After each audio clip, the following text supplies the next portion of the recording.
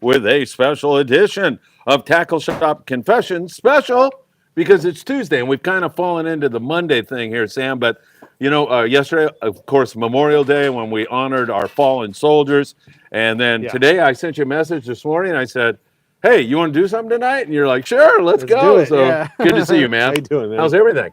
Everything's great. Good. There's some exciting stuff going on. We're going to talk about some Michael Limon stuff. I'm coming from Sue Leland's house, Eddie Leland's wife. Of course, many of you know Eddie passed away. So I've got some info from Sue to all of you, Okay. especially about that very special day with Michael Limon. Did you see any of that? I haven't, no. So she paid for him to go on the El Patron with us. Oh, wow. And paid for Dan and Michael. And it was a fun day. And we, videotaped the whole experience, us screwing with Michael and everything else. So Sue made that possible on behalf of her and Eddie. So another beautiful moment, if you know what I mean. That was on Thursday? Yeah, that was, on our Thursday trip. Nice, on our nice. Thursday trip. So that, I'm getting photos of a rare fish down in Cabo San Lucas or near there from Captain Sean Morgan asking me, what is it? And I was able to identify What was it? I don't know if I should say or just wait till I post tonight, Oh, you haven't posted it yet? No, I haven't posted because I was out in the car doing, Was it what like was a I grouper doing? of some sort? No, Or was it bottom fish? it's also referred to as an earthquake fish sometimes because they come up from the depths. It looks like a freaking sea monster. You know what it is. Yeah. Yeah. I don't know what it is. Oh, okay. Well, then we'll keep the suspense up. And of course, I just posted the reason I came in here late. Gary Sato. You know Gary, Yeah, right? he's a good guy. Regular customer in here. Oh, is he? Yeah, he comes through all the time. Oh, I didn't know that. So, Yeah. what can you tell us about Gary anyway? Before you do, he just caught a 220-pound Woo. bluefin tuna. I just put a short up on the Royal Star with our friend Diego Nuno. Diego, yeah. And before you talk about who Gary is, Diego's made a bold prediction about tonight, and that is they are going to bite because he says when you see them in the daytime, they bite at night. The last time he made that prediction, I was over there on the Cortez on our final night, and he said, "Don't worry, they're going to bite tonight." And they did, man. Everybody was Nice. getting a piece of them. Nice. So we're going to watch that, Diego. Gary Sato. Gary Sato. So yeah, Gary Sato, long time, long range guy. He is involved with developing the Sato crimp kit, which is what he's most known for, but also the Sato line winder. So the Sato line winder was like a DIY style of line winder that you attach your drill to, and he sold a lot of those things, but mostly known for the crimp system, and that crimp system was made and developed to crimp hollow spectra to your leader, and it's really fast. So it was a specialized crimper and the crimp.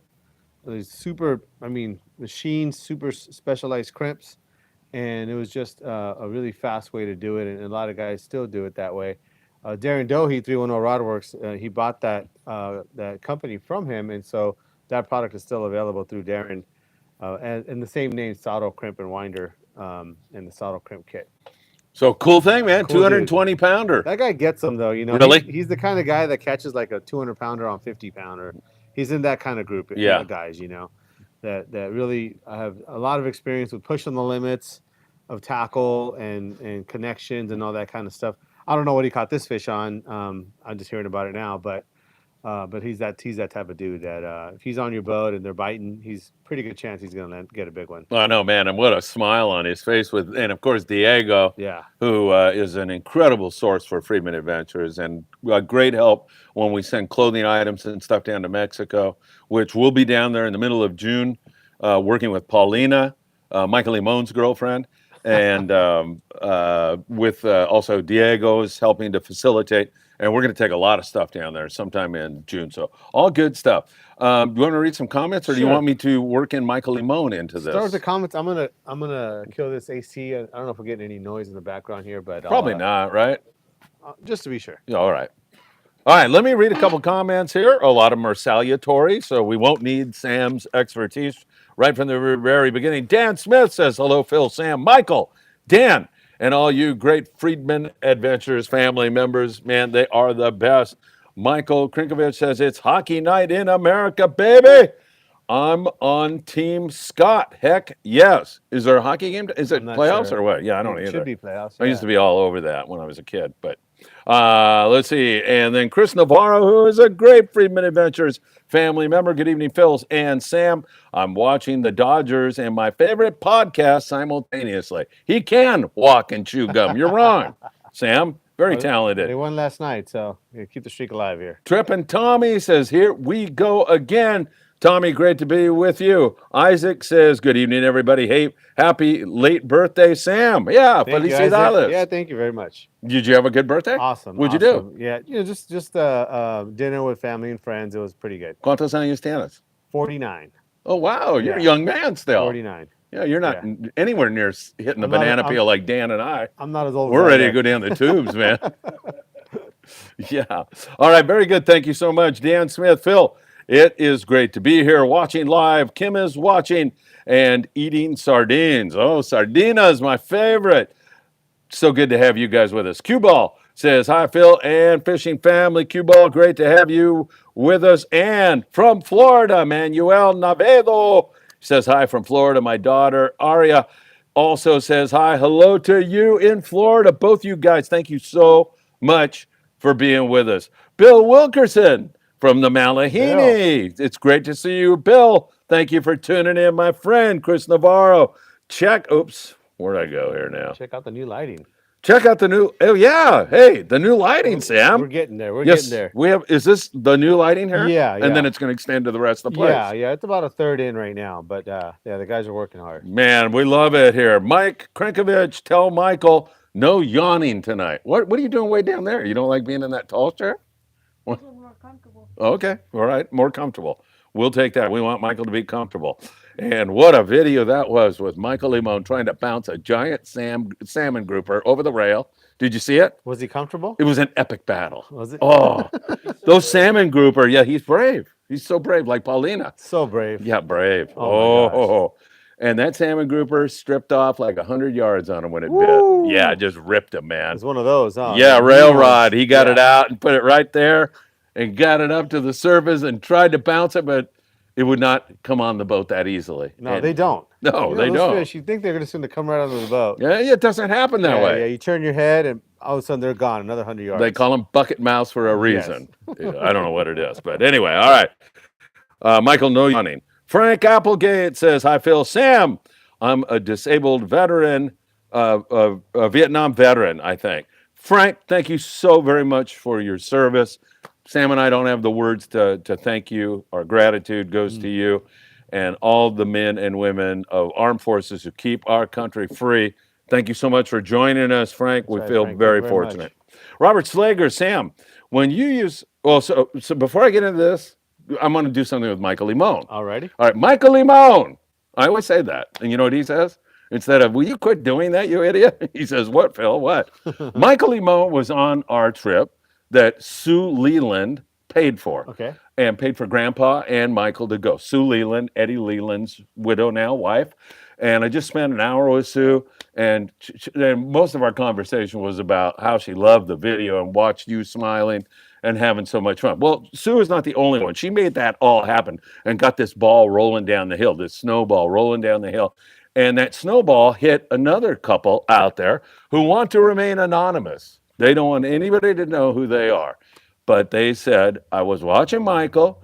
He's got those Crocs on. Why isn't he wearing some deck boots?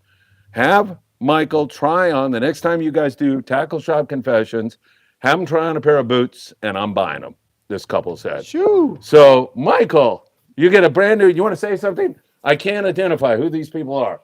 I think you, out of respect, should stand and look out in that camera. This isn't Paulina this time, so you don't have to choke up. And you can say thank you for your beautiful boots. Thank you for my boots. At first, I really couldn't afford boots. I was saving up to buy boots. Thankful to you. Thank you so much for buying the boots. And I hope to meet you anytime I can. Anytime I find out who you are. But thank you. There you go. All right, thank you, Michael. And do you have the boots? Yeah. Or why don't you stand up and show the boots? Because we want to see this, right? Excellent. The real deal. Michael Limon. Oh, this makes you. Oh, that's cool. That is really nice. So I know who you are, and I thank you so very much. And Sue Leland got this all started in Eddie Leland's name. Michael, congratulations. You deserve it. Almost. No, you do, definitely. All right, back to our questions. And thank you so very much. Robert Slager. Sam, when you use a sinker rig for bluefin tuna, do you prefer the rubber band rig above the bait or drop shot rig with a sinker below the bait? I Sam? prefer the drop shot rig, but I'm always open to maybe the other way might work, better at times. So probably 95% of the time I'm gonna be doing that drop shot rig. But if I see five guys get bit in a row the other way, I'm not averse to changing the way I do it. So drop shot rig to start for sure. All right, very good. Frank Applegate says, I love to go fishing, but can't go as much as I'd like to. So that's why we're here. Frank, we'll entertain you, and you can go fishing vicariously with us. And maybe someday we can get you out on a trip. I'm not sure how far your disability goes, but perhaps a half-day trip or even maybe some surf fishing down in Surfside where I live. Just perhaps we could communicate at some point in time in the future, and we can make that happen. Charles Zimmer, the president of the Redondo Beach Rod and Gun Club. Oh my God, we are graced by royalty tonight. Hey Sam, I'm picking up a rod wrapper this weekend.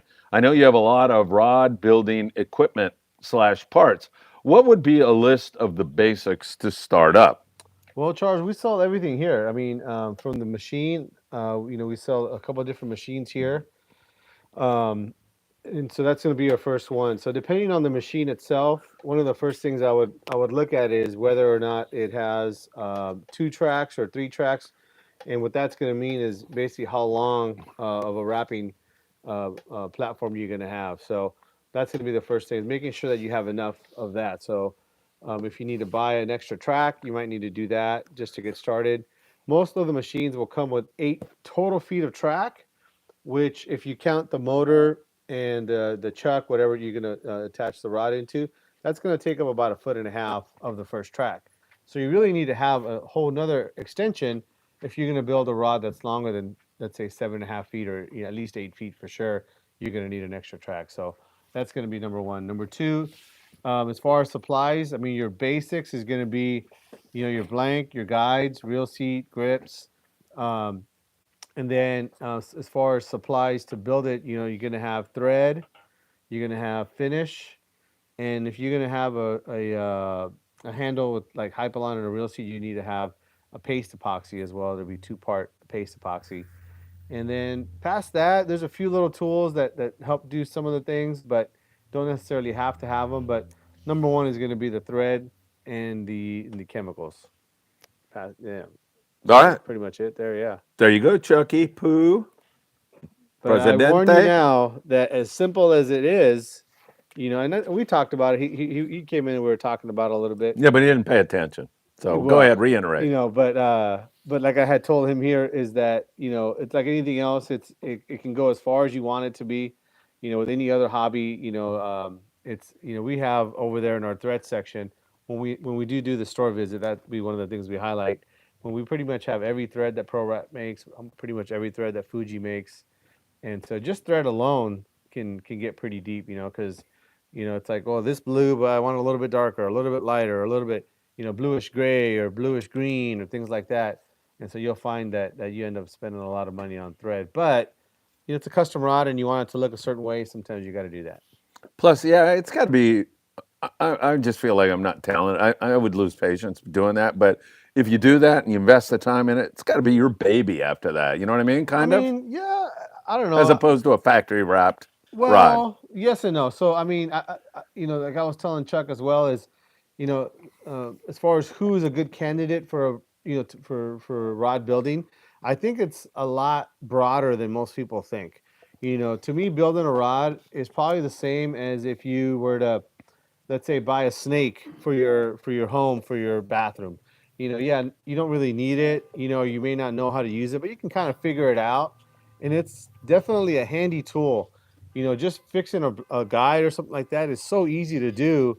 Just the skill itself of knowing how to wrap a rod, I think, is something that is super useful and is a lot easier than most people think. So to me, it's not as tedious as some people think. So I wouldn't definitely rule it out as something that you could do. Now, granted, there's some rod building projects like the stuff that the guys that were here last time, Freddie That they and do, like Speedy. that's out of control, Yeah, Turks heads they do and some pretty cool stuff that is it is very tedious, and even for them, they've gotten good at it. So maybe they're a lot faster than most. yeah. But for some of the things that they do would take me forever. And so, yeah, even I wouldn't do that. So my own rods are all black on black. I'm not really concerned about making them decorative. I'm really more concerned about making the handle the way I want them to Yeah. be. Maybe putting certain components on them that I want that don't come factory. And that's really it. I'm not really looking to make them fancy at all. But I can also do it like pretty easily. So I feel like if I can do it, anybody can do it. So yeah, I mean it's pretty easy to wrap a rod. I mean, I shouldn't say that. All the rod wrappers out there are like, oh man, I know, yeah, really. yeah, don't say that. It's like this is Yeah. super hard, but they're doing a lot more fancier stuff, than I am. The So bottom line of all this is, Chuck, there's even hope for you. We yeah, believe that you can do it almost. Okay. Chad Christopher, hello, gents. Just wanted to say hi. Phil, and thank Sam for servicing and spooling up my Abbots. I picked them up on Saturday along with a few more jigs for that bluefin tuna night bite. I met Chad on one of our El Patron trips. Super great guy, very generous. Brought down some great donuts for our morning trip, and I believe he's going to be on. What is he going to be on? I can't remember. Legend? Pacific Queen? He's going to be on a 3-day trip coming up here. And Chad, of course, we wish you the very, very best as we surge toward 100 viewers, Sam. Try to control yourself. David Alcantar. David, good to see you. Howdy, guys. I was on a 2-day over the weekend on the Legend Tough Fishing, but awesome crew. There's a lot of big fish around. Come prepared. Boy, that is sage advice. yep, that's for David, sure. no question about it. Sam, they're not getting a lot of them, and there's kind of a combo thing. At least this is how I described it. See if you agree. A, they're not biting that well. They're not full speed. But Yeah, B, they're so damn big that you big lose ones. half of them. Yeah, And I think was it you or somebody mentioned that there was a trip recently where they hooked 12 fish and didn't get one on board. yeah. They're big, man. They're Well, tough. not only that, I imagine that happens a lot more than we know. Yes. So I mean, when they post a count, it is what it is. It's how many fish got on the boat, but it doesn't mean that there was zero opportunities to catch a fish. So, yeah, guys. I mean, I know that it's kind of hard to even think that someone would go out there with that, without that kind of gear, especially with all the landings on there offering it for rent. But I get it. I mean, the fish that we caught last year, or even some of the fish that you might see, that you think, well, I can handle it with this size gear or that size gear. But man, I mean, there's some big ones out there, 200, 250 pounders. The opportunity to fish of a lifetime is definitely there. So be prepared. So when you say be prepared, let's be more specific about a guy out there listening says, okay, what does that mean? What do I need? So it kind of depends on where you're at. So like, I was talking to a guy just on Saturday, we were kind of going through his gear. And one of the things was, well, I got a 50, should I bring that? It's like 100%. And you think, well, I really haven't needed it the last couple of years. I'm like, you know what? You might not need it. But if you have a big reel like that, a 30 size reel, meaning like an international 30, Macaira 30, something like that, I'd bring it, And I know for some people it might be like, well, I don't want to bring all that big gear. Well, that means you might hook a fish and it'll take all your line. Now the other side of it is talk to the landing, ask them what they have for a rental. And most of the landings have some big rentals. So Yeah. if you don't have the big gear and you're going on one of these trips, or maybe you don't go on a trip because you don't have the big gear, call down to the landing and you can reserve these rentals. And as we get into the summer and the boats start to fill up, those rentals they start running out too. I'll bet. You got to So reserve ahead you of got to time. reserve ahead of time. Yeah. So, and even some of the landings will only rent gear for guys leaving out of boats out of that landing. So if you're going on a Fisherman's Landing trip, you may only be able to rent through Fisherman's Landing and Point Loma and H&M and so forth. But they all have big gear to rent. So for sure, rent the biggest thing they got and be prepared. That's really it. It's talk to the landings. Make sure that you come prepared. Don't wait till you're at the bait receiver and looking at everybody's big gear and think, oh man, I think I should have brought a big one. It's like, do it beforehand. Yeah, and here this on a day when Gary Sato just caught a 220 pounder on the Royal Star moments ago, and when Diego Nuno does the Babe Ruth thing, points at the center field fence and says, I'm going to hit it out. He says, they're going to bite tonight. Something tells me I'm going to be up till midnight or 2 in the morning doing updates. I think already this year, I would say there's been more 200-pounders caught. I bet. In the early season than we had last year. 100%. So it's a real thing, yeah. 100%, yeah. When are we going to get one over 3 this year? Oh, Joe Martinez. I know, he has to go, yeah. Yeah, he's on the Apollo 2.5 oh, really? trip. Yeah, well, Joe will get him. Yeah, exactly. Jose Guevara. Hey, Jose, good to have you with us. Hey, Sam and Phil. Sam, what is a good surf fishing reel and how would you wind it? Mono, braid, mono and braid? What would you do?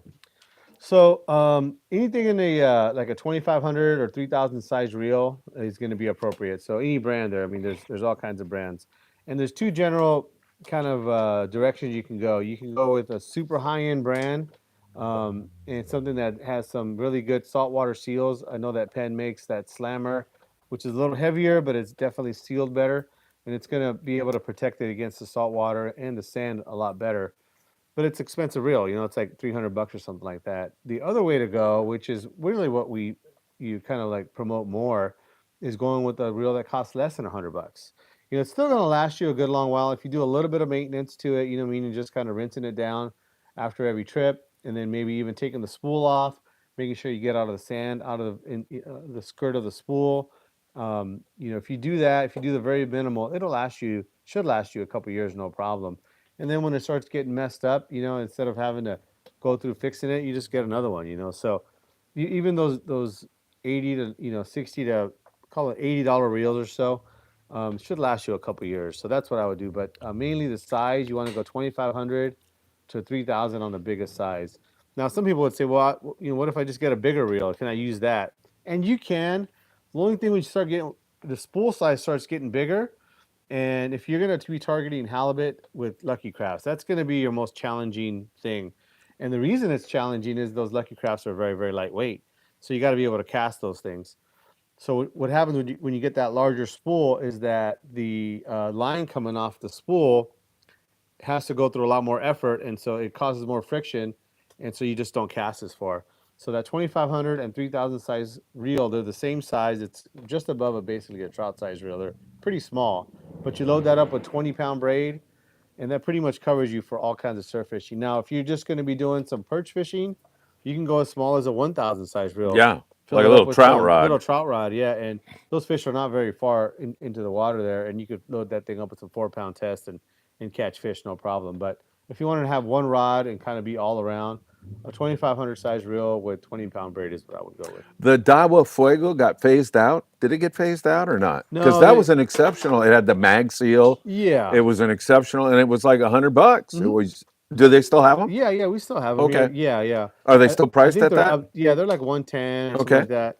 And that's a good reel. There's the XLR. There's if you look through the Daiwa website, they actually have 4 or 5 really nice reels that are like less than $120 and start at around like $80 or so. I think the Legalis is a good one. We sell a bunch of those, and we have them here in stock. So sometimes what you're going to find is when you start looking at the reels, is if you have the chance or you want to come down here and check them out, you'll see that Daiwa's done a really, really good job of making a really good reel at a really good price point. So meaning that the reel that's $90 or $100 feels almost the same as a reel that's like $300. Now there might be some features like the drag or maybe some of the seals that aren't as good as the more expensive reels, but man, those things are smooth. Yeah. All right, good stuff. Fishing Vida.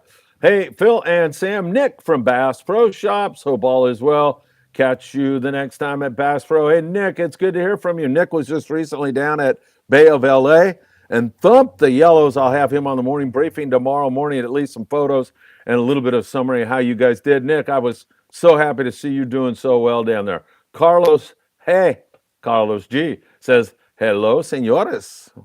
Nice to see you, Carlos. Should I read your... Yes, Carlos está en Ensenada, ¿verdad? Is he? Yo creo que sí. Saludos, Carlos. Should I read your mother's name the way I read your name or just normal? Okay, because I could do like Barbara Rivera says, or I could say, Barbara Rivera, Michael Limon. Which one do you prefer? Okay. Barbara Rivera says, hi, Michael. She says hi. There you are. Okay, perfect. Tim P says, thanks to the mystery Boot buyer, That's right. Tim, 100%, man. We got a lot of great people surrounding us here at Friedman Adventures. I think I told you that a girl, her car broke down. I tell you that, and the bike. Yeah, with the bike thing, Somebody yeah. out there, boom, like 30 seconds later, bought a brand new bike for her, and now she can get to work back yeah. and forth. So great stuff. And yes, Tim, you are absolutely right. We appreciate it. Cue ball, when is say this our culture or community, our people? This is what I mean. Amazing stuff, guys. Yeah, he's talking about this family, the whole thing that Sam brings to us, and we're just so blessed to have so many giving, wonderful people. And all you got to do is go down to the Gallagher staging warehouse right now. We got pallets of clothing that we continue to ship down every time Mackie and I and everybody goes to Mexico. We continue to do it, and that's not us. That's all of you. So thank you so very much. Your mother says, Barbara says, tell them Mom says thank you for buying the boots, and we will do that, Barbara.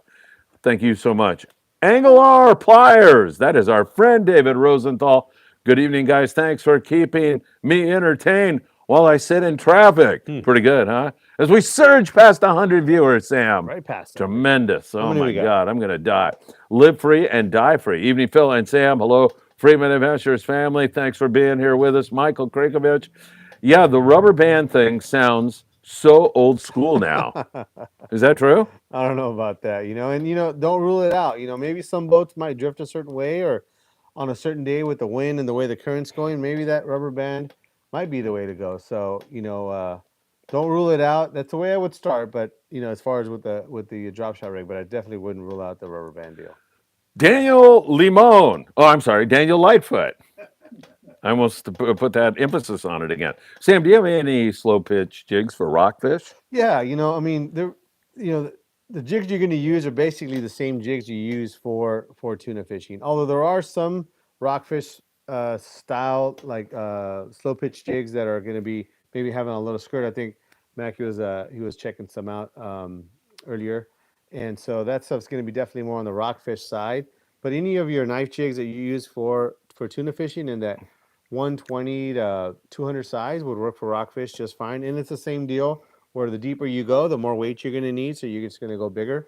But I would venture to say any jig that you can catch a tuna with, you can probably catch a rockfish with. In fact, sometimes you're fishing at the 60-mile bank, and if you're fishing for tuna, if you just drop that thing to the bottom, a little bit deeper, you're going to get a rockfish Yeah. for sure, 100%. Yeah. So yeah, same jigs you use for the tuna, you could use for rockfish. There's some guys that are just totally sold on that. Mackey's one of them, man. He loves fishing that It's fun. slow pitch. And John Garma is another guy who goes on all our charters. John's a great guy. John, I hope you're watching. And another guy, it is fun, right? Yeah, I think so. I mean, it just makes something, rock fishing, something that traditionally isn't as fun, more fun. Yeah, exactly. Yeah. Yeah, for sure. All right, very good. How about Omar? Hey, Omar, good to see you. Remember Omar was Omar? here. Yes. He was here. He was not. Yes. Was he the guy that I hugged at the Fred Hall show, or a different guy? I didn't Bart ask him Hall that, show? but he said, "My name's Omar. I do exist." Oh, I love it. There's two of them out there. Yeah. Yeah. Omar, you do exist. I'm so happy you came in here. Hey, fellas, excited to watch the show today. Hope you're doing well. Thanks, Omar, for not only coming in and seeing Sam, but for being here tonight and proving that I actually did meet you. You met somebody sometime. Yeah, named Omar. Yeah. And I'm not sure which Omar it was, but all right, Carlos G. Sam Phil, no fishing from jetties at Dockweiler Beach. That's what I was told by a lifeguard last Sunday. Is that true? So Carlos, he was in here earlier today, actually. Yeah. And he mentioned that he was fishing at the smaller of the two jetties out there. Yeah. And that the lifeguard came down and says, "Oh no, you can't fish in these jetties." He's like, "Well, where's this posted?" Yeah. And it wasn't, and I guess after they were talking to him or whatever, they brought a sign from the lifeguard tower, paper, Handwritten. Yeah. That's phony. But I'm like, oh man, that's kind of not So cool. where did that come from? Well, we don't know. That's the whole thing, and he kind of was making it sound like, oh, this is a permanent thing. It's illegal to fish off jetties, rather than saying, no, it's a high surf, which there wasn't that day, or there was some pollution in the water, which there wasn't that day. There were swimmers in the water. So we're trying to figure that out. And he wants to be compliant. He wants to make sure that he's not fishing somewhere where he's not supposed to, but it's a jetty that he's been fishing his whole for 20 years, you Yeah. know. So he's like, well, this is news to me, you know. So he would expect there to be some official metal sign, you know, posted at the base of the jetty Right. that says, you know, you're not allowed on the jetty. Right. Which, if it was, then he just would go Yeah, fish right. somewhere else. I mean, Sure. no big deal. So yeah, I mean, he actually called an office. He hasn't been able to get a response, and he wants to find out for sure whether or not he's able to go fish there. It's a place that he enjoys going fishing. All right. Well, Carlos, I was going to invite Mackie over to my place tomorrow to go surf fishing because it looks so juicy. What lifeguards was this? I think Mackie and I need to go over there with a camera tomorrow, put it in their Confront the guy. face, and ask them a question. Yeah, Yeah, so what's it was- going on with the frickin' jetty? So it's right at the base of Grand Street over there in El Segundo. Where the lifeguard is? Yeah. Perfect. Well, that's where the tower was. I can't guarantee he's going to be there when you're there, but Oh, okay. Oh, the tower, Grand Street. We'll go down there and it's wherever the jetty is there. So what you have to look on a map. nobody can hear you, but Yeah. Bob Gifford wants to know if it's state beach or county. Yeah, I don't know. So what do you think, Mackie? Man, I'll talk to you after the show. I think we should go down there and get to the bottom of this. Find out these You should all go totalitarian. down there and just raise hell. We just want to know, want to get an answer for Carlos. Yeah, we do. You know me, I'll be perfectly polite about it. Yeah. Yeah, but I mean, what is this totalitarian regime Yeah. we seem to have fallen into where people just make up the rules as we go along? Not cool. Kids just want to fish the jetty and have fun. And you no, I won't pick on the lifeguards, but wherever this came from, I'd like to know the origin of it and why it is. All right, perfect. JS says, hi, Phil and Sam. Good to see you, JS. Albert Ponce, mi hermano. Good evening, Sam, Phil, and Friedman Adventure family members. Frank Applegate. I have to walk with a walker. I am comfortable on a boat. Okay, we're going to get you out, Frank. We got to do that for you, my friend.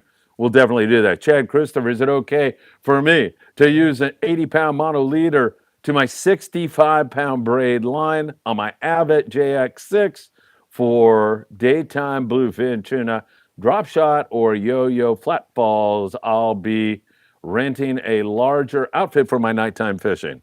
Yeah, I mean, you know, you're definitely on the line there, Chad. I mean, it's something that I'd prefer to be fishing with 80-pound braid, with a little bit bigger reel. So like if you had an LX or something bigger. So what you might consider doing is saving that reel for maybe a daytime, like 30 or 40-pound fly line, which I think that'd be perfect for. And maybe renting 2 outfits. I know it's gonna be an extra cost. You know, it's already costing you some money to get on this trip, but I definitely would recommend you rent another outfit.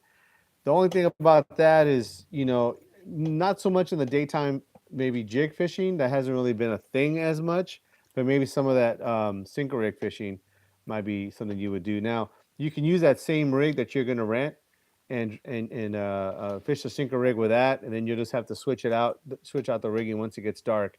It's going to be pretty much straight jigging. So either you're going to use the same rig to do both that you're going to rent, but I would definitely use the heavier rig. That 65-pound braid, I feel like you're just asking for. You're asking to hook a big one and just get smoked. So this on a day where Gary Sato, I hate to repeat, caught a 220 during the daytime, right? Yep.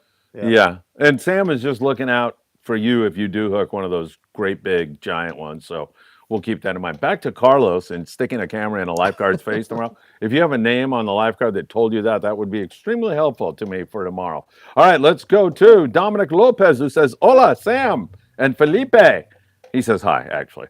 Live free, die free. Sam, what's your opinion on rain shadow rods? I know Sam loves rain shadow rods. Yeah. So one of the things is they don't make a factory rod. So we're going to be talking about blanks. Rain shadow is a part of the Batson family. So Batson makes, you know, the Alps guides, Batson, you know, guides. Also, they're like one of the largest distributors of rod building components in North America. But as far as the rain shadow part of that company, that's their blanks. And they make everything from trout stuff, fly rods, you know, big game stuff, jig sticks, bait rods. I mean, just anything you can think of as far as, I should say, blanks. And so far, to be honest with you, you know, we've sold, you know, thousands of those things over the last 10 years. And I think I've gotten like 2 back for warranty. Wow. So, I mean, their durability is very, very good. Now, granted, they're all going to be, you know, a custom rod because they only come in a blank. So typically those guys that are getting custom rods made are a little bit more careful with their gear. You know, it's definitely not your kind of Walmart special that guys are going to break into a door or something like that. But so they don't typically get that kind of abuse. but my opinion on them is pretty dang high. You know, we sell a ton of them. I fished a ton of them. They're great rods. One of the things that I would say as a kind of a thing to think about though is they may not have every single style of rod in the Southern California style. They have thousands and thousands of blanks, but that's over a lot of different markets. As far as the stuff that we use here, if you're trying to replace a very specific rod from another brand, you may find that they may not have the exact rod with the exact same bend, but they'll probably have something very close. So um, I would definitely consider them for my next rod. All right, Rain Shadow Rods. Get a thumbs up from Sam. 100 people watching the show. JS, what a tremendous trip, man. This is a good one, actually. He just got in this morning, 2-day trip on the Tomahawk, 18 guys, 28 bluefin tuna, up to 225 pounds. And, you know, there's going to be somebody out there that says, oh, 28 tuna, that's not all that. They're friggin' giant, a lot of these things, man. Yeah. And that's a hell of a how score. Many they lose?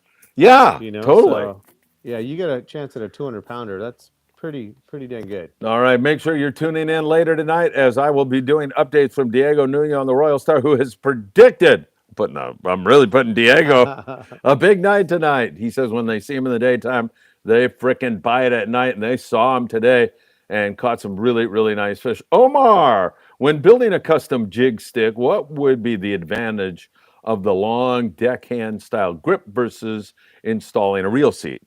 So, I mean, traditionally, one of the reasons that we would use those kinds of, or build a rod in that way is that you can position the reel wherever it's comfortable for you. And when you're casting a jig, especially with a longer rod, because of the amount of leverage against you when you're casting, you know, for some people, they might like it a little bit higher to be able to get a little bit better leverage to cast a jig easier. So that's going to be one reason. The other part of it too is that depending on the blank that you're building it on, it may be too big of a diameter to even put a reel seat on. So there's some blanks out there that a reel seat is not even an option. You know, they don't really make them that big, or at least the reel seat that would fit that big of a blank is so big that the hypalon and the reel seat together on there would just make it so massive that it just wouldn't be comfortable. Now, if it's a thinner diameter blank, you could definitely put a reel seat on it, and, and definitely in the last, call it 7 or 8 years, jig sticks that have reel seats on them have become more popular.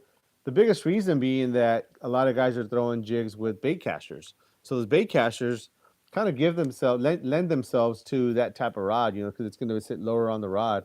Now they do make some aftermarket clamps that you can use with a cork tape rod, but sometimes those clamps are a little bit bulky and some guys don't like them, or just they're expensive too. So sometimes guys want to use a jig stick that just has a reel seat, and they can just throw it on there. So that's kind of also lent itself to that. Whereas, you know, the bait casters don't come with a clamp, whereas a standard conventional reel does come with a clamp. Perfect. Very, very good. Back to Carlos and the lifeguard situation. Carlos who? What lifeguard situation? Carlos. Oh. Carlos, if you don't have a name, a physical description of the guy and the time the encounter occurred would also be very helpful to me tomorrow as I question the lifeguards. I guess we're doing this, Maggie. I'm picking you up at 11 if you're not doing anything. All right. Here we go. Christopher.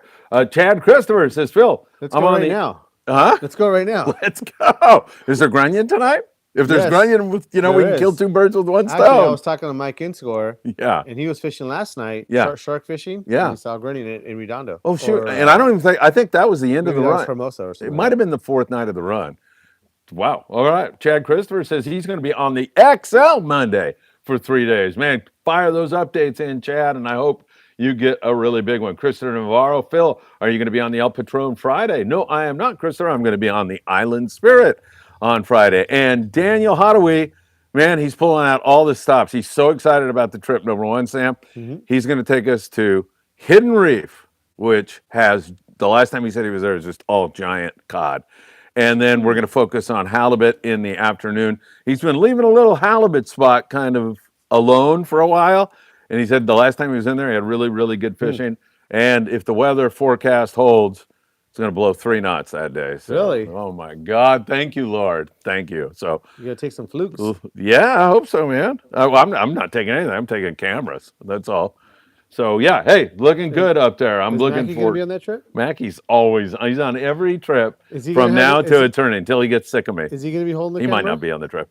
Not as much as I am. I'm going to allow him to sack up rockfish. And Dr. Connie Friedman has already put her order in with me, who's a doctor up there, my niece up at Ventura Hospital. She wants some fish, she said. And she's working that night, so she can't be there. But I'm going to talk to Saul or somebody. They'll put it in the freezer. And Connie Friedman will definitely get her fish. Dr. Friedman. Dr. Friedman. That's amazing. Not amazing because she's a really bright kid, really good person. All right, Connie, there you go.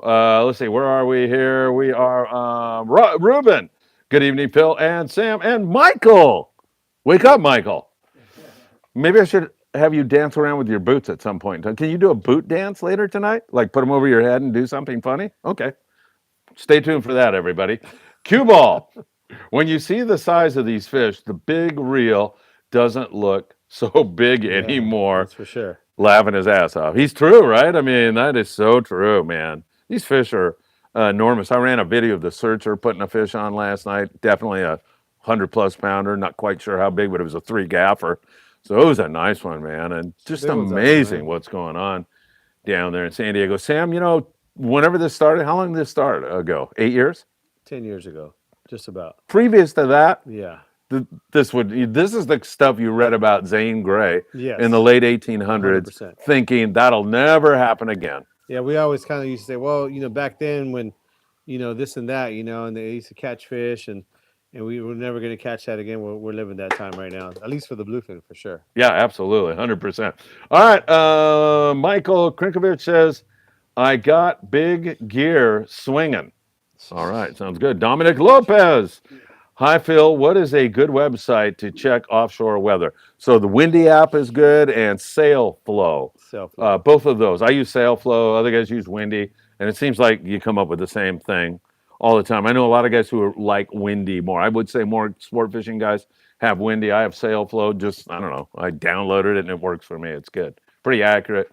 Once again, when you're doing long range forecasts, that can change for sure. And by long range, I mean like a week out, 10 days out. Mm-hmm. Because this friggin' trip Friday, like 10 days ago, it was like 80 knots of wind. I'm like, God darn.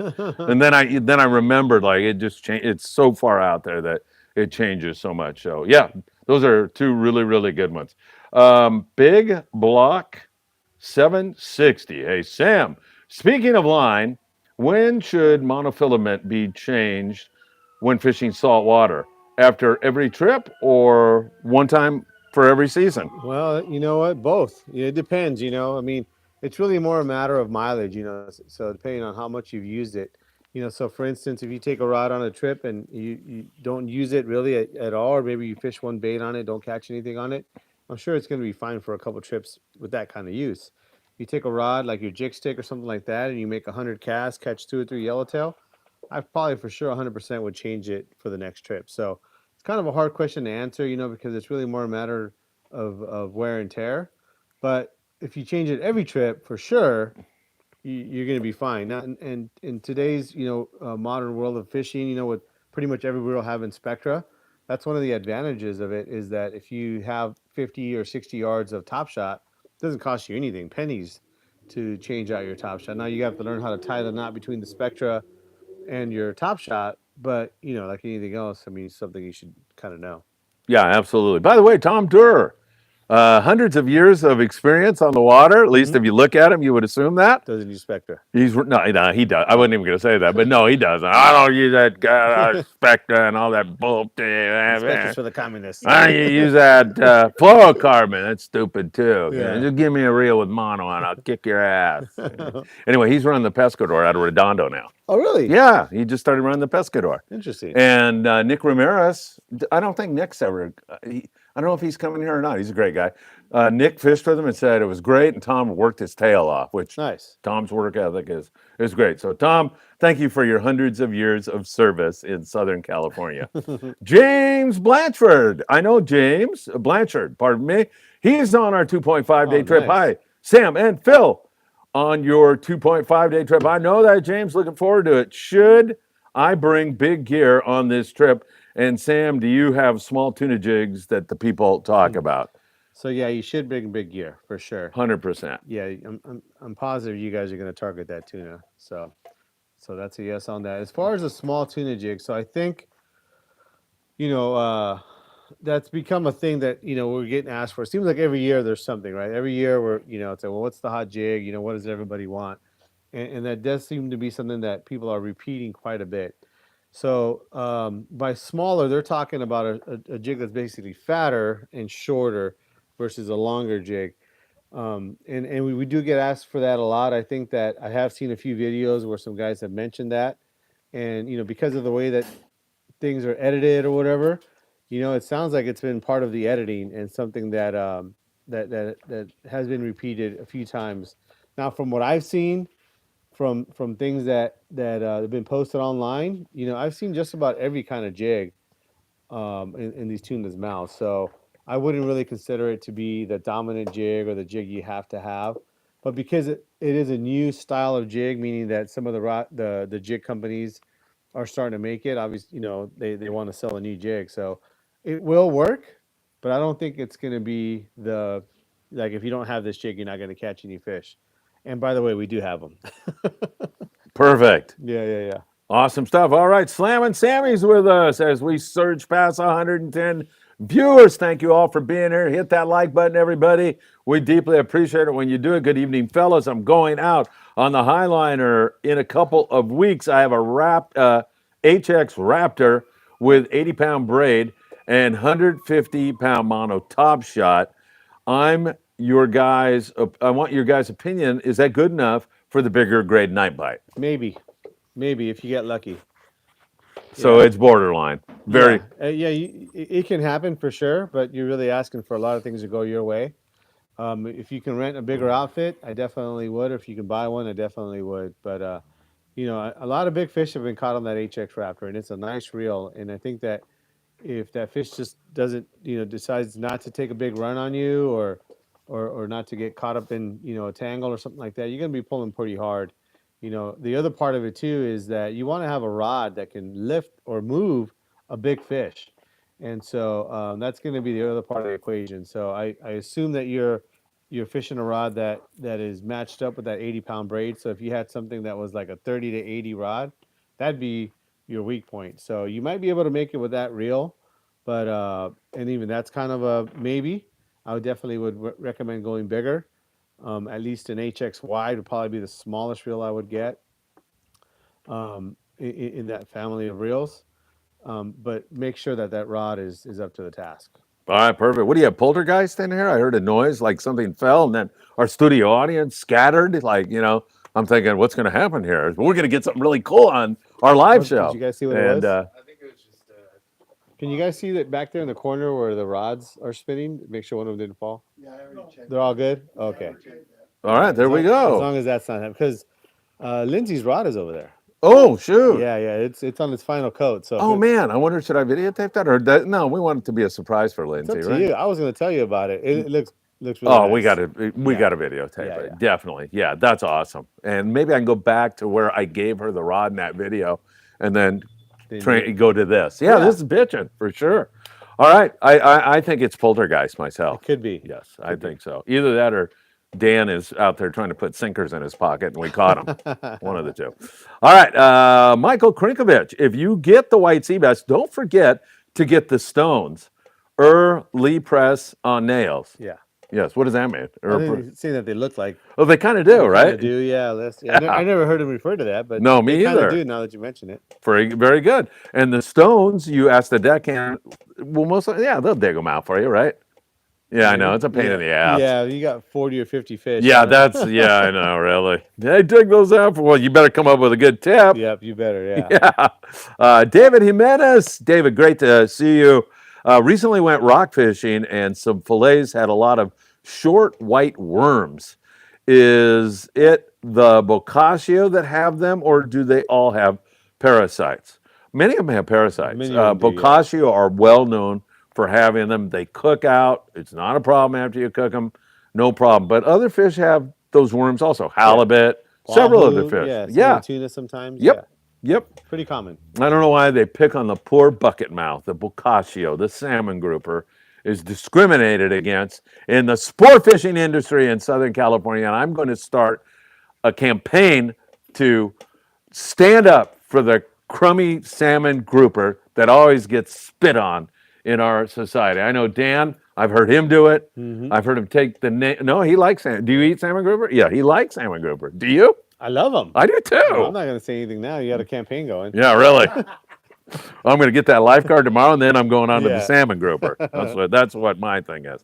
All right, thank you, David. Yeah, don't worry about it. If you cook them, they're fine. You don't probably want to do sashimi with a worm in there, but you definitely cook them. You're going to be good. Tim, great to see you, my friend. Hello, Phil and Sam. Does the cold water equal albacore? I miss those old days. You darn right it does, Tim. Right, Sam? Does it mean Wide open tonight. Oh, not tonight. Yeah. Wide open on our June 11th trip. We're going to put the wood to them. Phil going to China equals albacore. Oh, no, it equals big yellows on the horseshoe gill. We didn't catch any yellows when I was in That's China. right, when you were about to come back. Yeah. Yeah. You didn't catch albacore when I was in China. You caught everything else, though, right? But when you left, that was when they were gone. Yeah. Now that Maybe you're I back, should go they're back. gone. Yeah. Yeah, I miss Shanghai, actually. Yeah. They miss you too. Shanghai, yeah. I still have my Metro card. I bet there's some money on They it. call me all the time. Where's Phil? Where's Phil? So, I don't know. I'm going to put up a teacher testimonial tomorrow just to, I don't know why I'm going to do that. Yeah, Tim, albacore, cooler water, 63.5, man. That's a perfect water temperatures for albies. We certainly are seeing a lot of that offshore, and the boys are out in the zone where we would catch them. There's enough coverage out there where some early fish showed up. We'd find them back in the day. You know, you put the boat lines on, and then you'd go out there on July 4th, and somebody would catch them out. You know, everybody go like this. Now, guys are out there during this time of the year where normally in the old days, nobody's offshore in frickin' May and June. Really, Yeah. Fishing colonet, and that kind of stuff, yellowtail down there. Yeah. I bet you it's biting down there too on the yellowtail. Down at Colonet? Yeah. I bet it is. Yeah. Yeah. I know. Right. Really, these guys were doing those trips. Yeah, for sure. They're biting 20 miles below there at San Quintin. And so, yeah, why not? All right. Keep your fingers crossed, Tim. Thanks for checking in, my friend Chris Navarro. Sam, do you carry that spray called Something's Fishy? I put my fillets that were in the boat's gunny sack in my fridge, and it reeks. Wife isn't too happy. No, I don't have that. I don't know if that's what that's for. I think that's supposed to be for your hand, washing your hand or something like that. But I don't have that here, Chris. So I think what's that guy's name? I can't remember his name, but I think he says it works on, cures liver disease, and if you've got a fever, you drink a little bit. And just kidding about that, everybody. Don't drink something's fishy.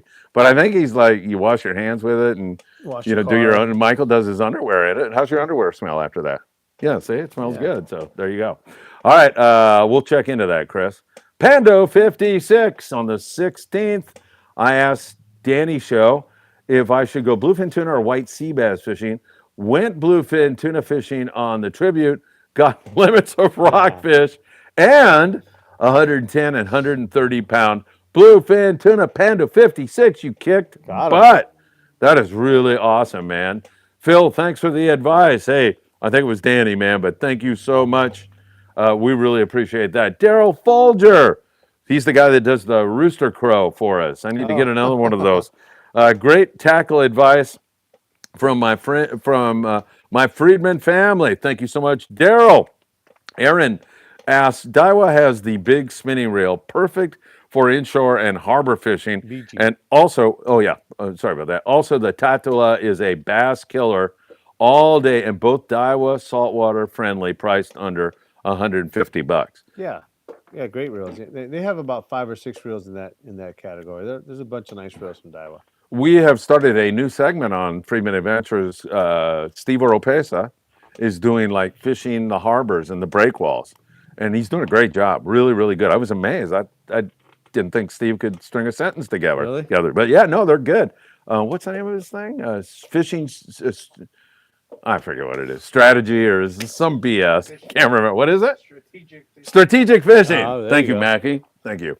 Strategic fishing with Steve Oropesa. You can see the latest edition today or go back and watch the previous one. But really good. Today's edition was fishing the breakwall when they're not biting. Water temperature's off.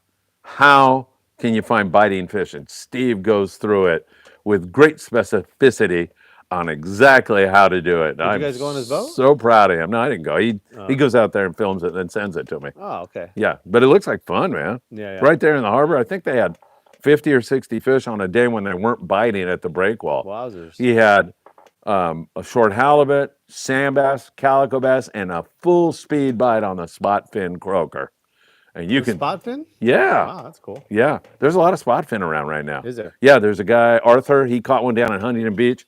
And my Vietnamese buddies who have taught me all about sandworms and everything else, I saw about 8 of them today. They're not there for their health. I know these guys, man. They kick butt. They're right down there near the tower, near the water tower. So I bet it's biting. And they were there on the low tide this morning. That place looked frickin' juicy, man. Pelicans in the water and really looked good. I ran out of time before I could go frickin' look at it. So James Williams at 65 years, these bluefin really put the hurt on me. James, we know what you're talking about. Sam, maybe not, but Dan Lightfoot and I certainly do, and Bob Gibbert. How many of these anglers are hooking and fighting these fish to gaff without the deckhand having to help? This is a very good question. From what I witness, most need help. What do you think? I think with the proper gear, James, you can do this. Well, for sure. Especially those nighttime 100%. fish. I mean, I think that we're kind of also kind of mixing in the fact that the crew is there to help you land that fish.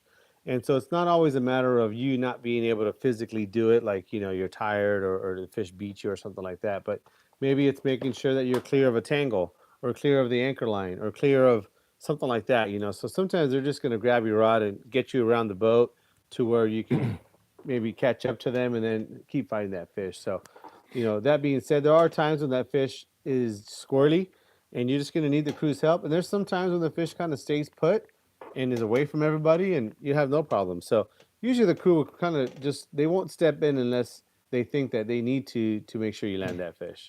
I saw a kid, I haven't gotten the story on this yet, but I want to get the story. A kid in a wheelchair on the San Diego had a 130 pounder the other day. And hey, congratulations on that great catch. I mentioned that on the morning briefing this morning. I got to get the backstory on that, man. That is an awesome catch. So yeah, I mean, some people need some help, James. And sometimes I say this all the time, and I know it's not true, but I see a lot of nighttime fish that are kind of disoriented and they're not as hard as the daytime fish. Let me put it that way. Not that they're easy, but from what I see, they're easy. Yeah, they look pretty friggin' like you button down on them and just keep turning and wind them up. So it looked like that to me. In the boat fishing. Hello, Phil. Notice the tuna crabs are starting to show up near San Diego. Will that help the tuna fishing? That's a very good question. Sam? Maybe. That tuna crab, I think, has also become part of our ecosystem here, a little bit more than normal, but it's hard to say whether it changes the tuna fishing at all. I think they all kind of come together, though. Yeah, is that when you see a lot of that? You remember back when we had really huge numbers of that? Everybody went to the red jigs. Yeah, you remember that? Yeah. Think you will see a similar kind of transition this year? I haven't really seen that. I mean, but they do make jigs that are pretty much all red. Yeah, they do. At times they're like the most popular jig, So I don't know. We'll have to see. Jose Guevara says shot. It must be from a previous question. No, well, yeah, you didn't read it yet. Oh. You skipped the question. Oh, Jose, I'm sorry. What a dope I am. Sam, I've noticed when fishing the drop. Oh, okay. The drop spit. You just take the pee out, put something else in there, That's and you'll where get the shot comes Hey, in. Jose, I like your first question, but thank you for clarifying. That's much better. Sam, I've noticed that when fishing the drop spit for tuna, sometimes my sinker is gone. Do you think adding a hook to the sinker in case the tuna eats it will work? And for those of you who are trying to imagine what that word was, I think you can figure it out. Yeah. It has to do with excrement. Yeah. So I think, I wouldn't doubt it. I've heard that plenty of times where, guys are fishing the sinker rig and, tuna eats the sinker instead of the sardine. So, or maybe they ate the sardine and you just don't know because of the weight of the sinker and that's all that's down there is your sinker. So, no, I don't think it'd be a problem. Now, you got to make sure that sinker line is going to be a heavy line. And, but we'll have to see, I think somebody's got to do it first. Once they do it, it's going to be the hottest thing, right? Oh, yeah, absolutely, man, for sure. Nautical tendencies. I get it right finally. You I got always it. screw that one up. And this guy is always with us. Thank you for being here again this evening. Good evening, Jet Sam. Do you have any pre-rigged leaders for the heavy knife jigs? If so, what pound leader are they? Thanks in advance, Sam. Yeah, plenty of those jigs here. You know, it just makes it easy. I can come in and grab a couple of those and they're ready to go. So we do them with 200-pound Iserline mono is what we do those with. All right, Daryl Folger, Rooster, Crow, crew representing. Absolutely, Daryl, you're the man. Can't wait for this bluefin bite to go off and make my rail rod do the full bendo. Thanks, team, for all the info to help unlock unlimited catches. Yes, Sam De La Torre, nobody better than Sam. In fact, somebody on YouTube asked me today, hey, I got blah, blah, blah, blah reel. And, you know, what do I need? And I go, call Sam De La Torre at Island Fishing Tqckle. So hopefully he called you today. I'm hoping he did that. Tim P., for the Eddie Bomb sinkers, do you put assist hooks on the top or bottom or both? Will split rings work? Good question. Thank you, Tim. Yeah, I'm mostly just putting them on the top on that. You know, I know a lot of guys do put the treble hook on the bottom, and that's fine too. But you know, some of the boats are starting to kind of be a little weary about how many hooks you're putting on, especially if you're putting them on opposite ends of the jig. In this case, being a sinker, the sinker might not be as big a deal because it is shorter, so you might be all right. And the reason that they have kind of concern with that is that when they're trying to gaff the fish and bring it over the rail, if one of those hooks is not in the fish and it's kind of flapping around, you know, it can be kind of dangerous. And then also there's times where as the fish is coming over the rail, that hook might catch the rail, making it so that the fish, you know, obviously you're going to have an issue trying to get it over the rail if the hook is getting stuck on the rail. So yeah, I mean, talk to the crew and see what they got going on. But if it was me, I would just put them on the top. All right, good stuff. And an update from the Independents. They're on an 8-day trip and having outstanding yellowfin tuna and yellowtail action. The yellows biting the yo-yo iron, the surface iron, and bait. Full speed. Nice fishing for those guys. So glad to see that going on for all my friends on board the Independents at a Point Loma Sportfishing. Chris Navarro says, on my last weekend after getting my rockfish limits, I targeted lynx, caught one on a 300-gram mustad rip roller, sriracha color. I figured the color and size mimics the red or a starry.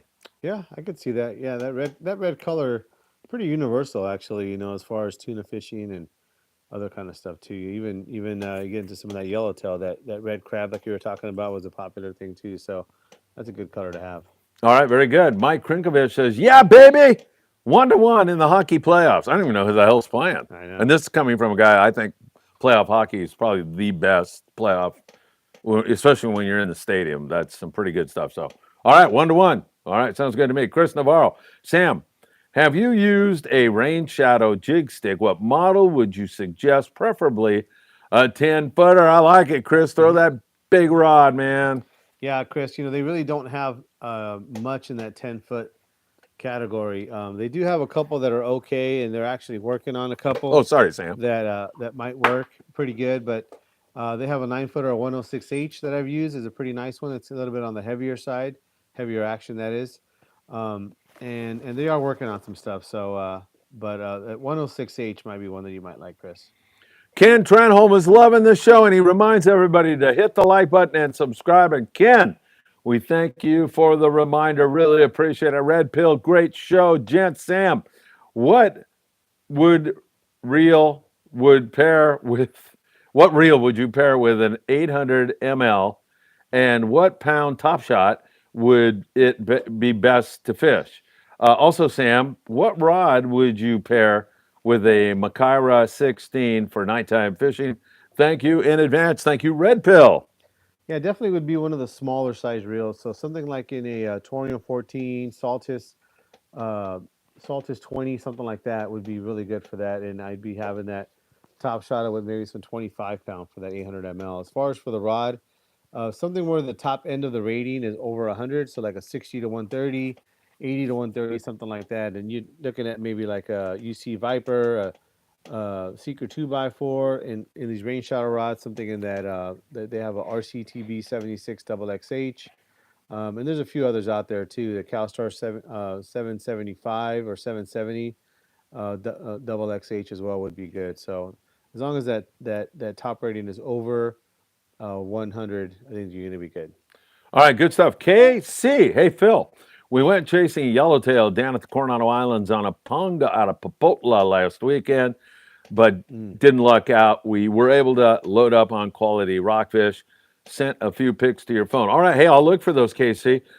For those of you who don't know, Popotla is located, probably 5 miles south of Rosarito Beach.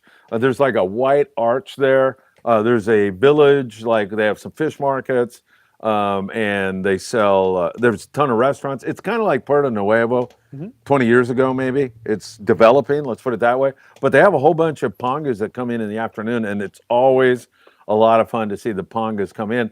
And if you go down there, most of those guys speak enough English where you can, say, hey, I want to go fishing, and they'll tell you how much, and then you can go on one of their pongas. They'll take you out to the Coronado Islands, or they can even go south if there's a bite down that way.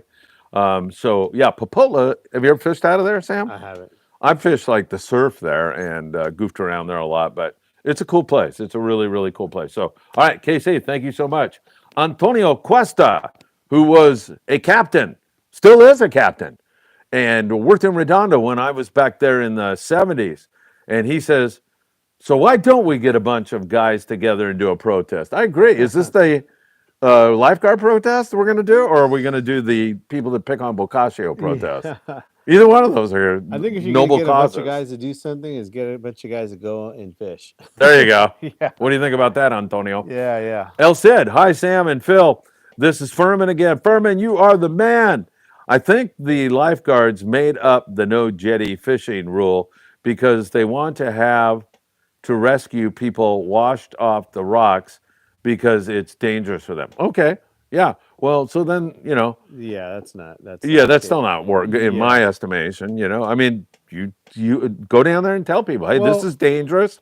You're within your rights to do it. Yeah. Well, I mean, if there's a city ordinance or a county, law or whatever, and if there's a sign posted, then you should follow that rule. But, to have I mean, to me, that's kind of saying that nobody should fish any jetty, which I don't think that's. Well, we're going to get to the bottom of this I don't think tomorrow, that's Mackie. gonna I be- can't wait. that's El gonna Cid be said, good. I just looked up the jetty fishing regs for LA County, and it's okay to fish all the LA jetties with a fishing license. Well, there are some jetties that are off limits. Some stuff down in Long Beach, for security reasons or private land. Maybe there's docks and things like that. That there's, there might be a jetty where people they just don't want people there. So there's going to be some places where you're not allowed. I know over in Cabrillo, the Cabrillo jetty, that one's closed. Yeah. I know like 20 years ago or something like that, there were some big storms that we had in that last El Nino, and some people got hurt. People died over there, so they've permanently closed that one there. So there are some jetties that are closed, and if there's a sign posted, you should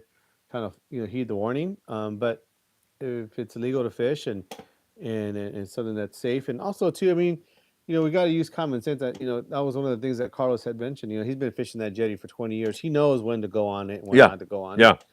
And don't go fishing when the surf's up. No, definitely not. It's pretty easy to see that. You'll see the big giant splashes on the rocks. I mean, that's kind of common sense. Yeah, it's super windy or crummy. I always make that point, like, hey, there's going to be plenty of nice days in the future. Same Don't like boats going out. I mean, they're not just going to go out in this crazy weather. So you got to use some sense. Man, this friggin' lifeguard had no idea that Carlos had friends in high places. Like who? I don't know. Okay. Well, he's going to find out tomorrow Alrighty. morning, man. Unless I sleep in, I never get to sleep in. I'm up at the crack of dawn doing the morning briefing. All right, so let's see. Camargo Uno, Calico Kristen's heart. Thank you, Chris. Chris has been putting the wood to some really nice fish down there around Newport Beach. Hello, Phil and Sam. Camargo, happy Taco Tuesday. I'm looking to pair up my Lexa 300 with a new casting 8 to 9 foot parabolic deckhand, 1 to 3 ounce jigs made in SoCal and in stock at Island Fishing Tqckle. That's a mouthful, isn't it? Yeah, huh? Yeah. So let me see. What would you get something made in SoCal parabolic? You're probably looking at that one of the things you're going to find is that a deckhand grip rod is probably going to be only available from Seeker or CalStar in those longer lengths, and they're going to definitely be a little bit larger diameter. There is a rod that I would probably recommend that might work is going to be that CalStar 220. Might be a good one. It's actually 8.5 foot and it's pretty parabolic. Really nice rod. But when you come down, you might have to settle for a rod that has a reel seat. United Composites has some really nice parabolic rods that have reel seats. And in fact, they actually do have some that have a deckhand grip too. And I think I have some here, but I think the ones that I have might be 9 or 10 foot. We'll have to see. But I think United Composites is going to be where you're at. Something parabolic with a deckhand grip and that fits Alexa 300. I think that'll be the one. All right, very good. Hey, Chris Navarro sends $20 in, and Chris has a request, and that is the Michael Limon for Paulina stands up and gives us 25 jumping jacks. However, I am going to, hey, is that him right now? That's a freaking bass. He's fishing one of the Alondra or something, maybe? That's Blake. Yeah, he just caught 2 fish. Nice going, Blake. Right on. I can't tell you where it's at, though. Please don't. I don't want to know. Michael Limon, stand up. We have to honor Chris Navarro and Paulina at the same time. We're going to make this task a little bit more difficult. And it's a way to thank the person that gave you the boots. You woke him You're up. going to extract, I know, totally. Extract the boots. Put one in each hand. And then do your jumping jacks, 20 of them. Jeez. Yes. Oh, yeah. We want to see this. Because this is a way to thank the lovely people out there. And now Mackie is sensing how exciting this is going to be, and he's grabbing the camera. Now, there you go. You can leave them in the bag because we don't want to. Oh, there's 2 in there? Okay.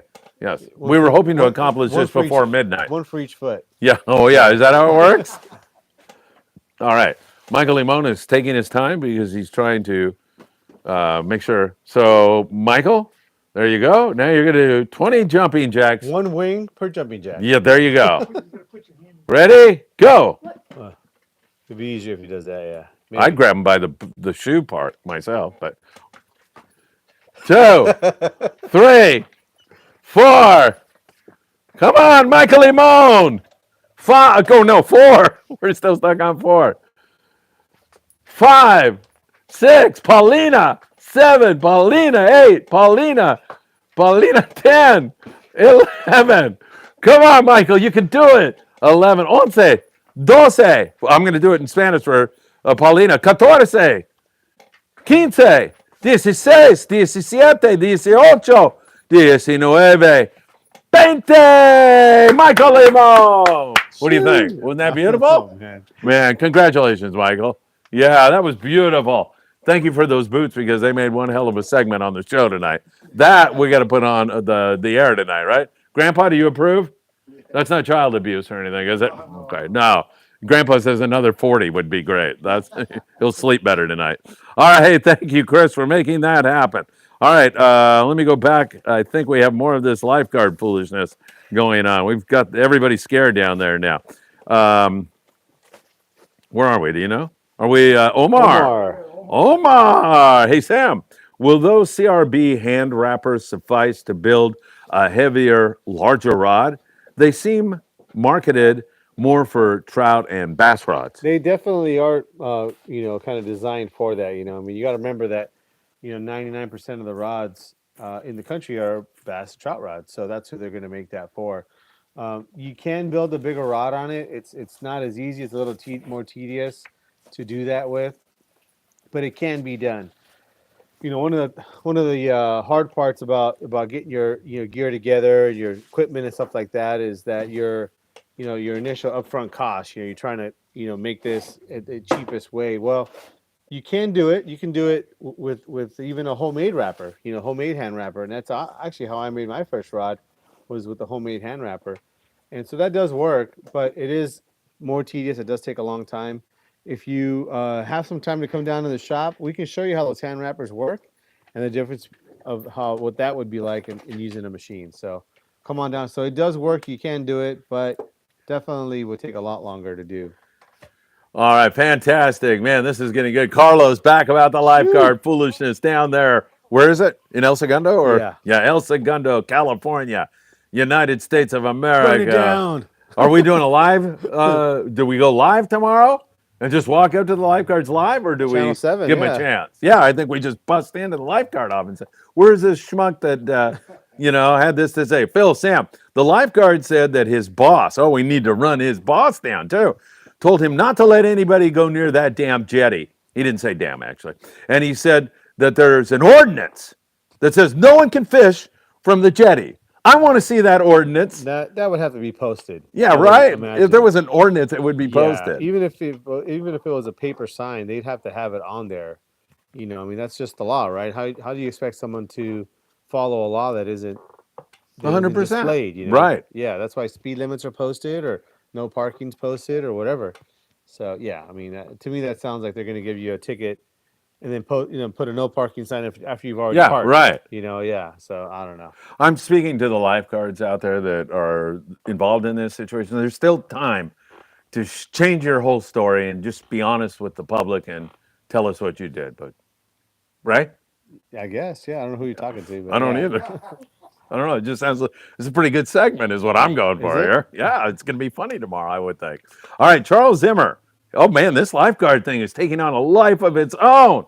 If you haven't heard, Carlos was kicked off the jetty in El Segundo today. Was it, Sam? Today? No, it was over the holiday weekend. Over the holiday weekend. Yeah. The lifeguard, according to Carlos, said that his boss said there is an ordinance prohibiting fishing from that specific jetty in El Segundo. We're digging into this as we go along. Charles Zimmer, the president of the Redondo Beach Rod and Gun Club, now joins us with more on this breaking news story. Just talked to my friend who is a lifeguard, and he knows the jetty at Dockweiler. He mentioned that the public is allowed to fish off jetties, and the lifeguard has to make a safety observation.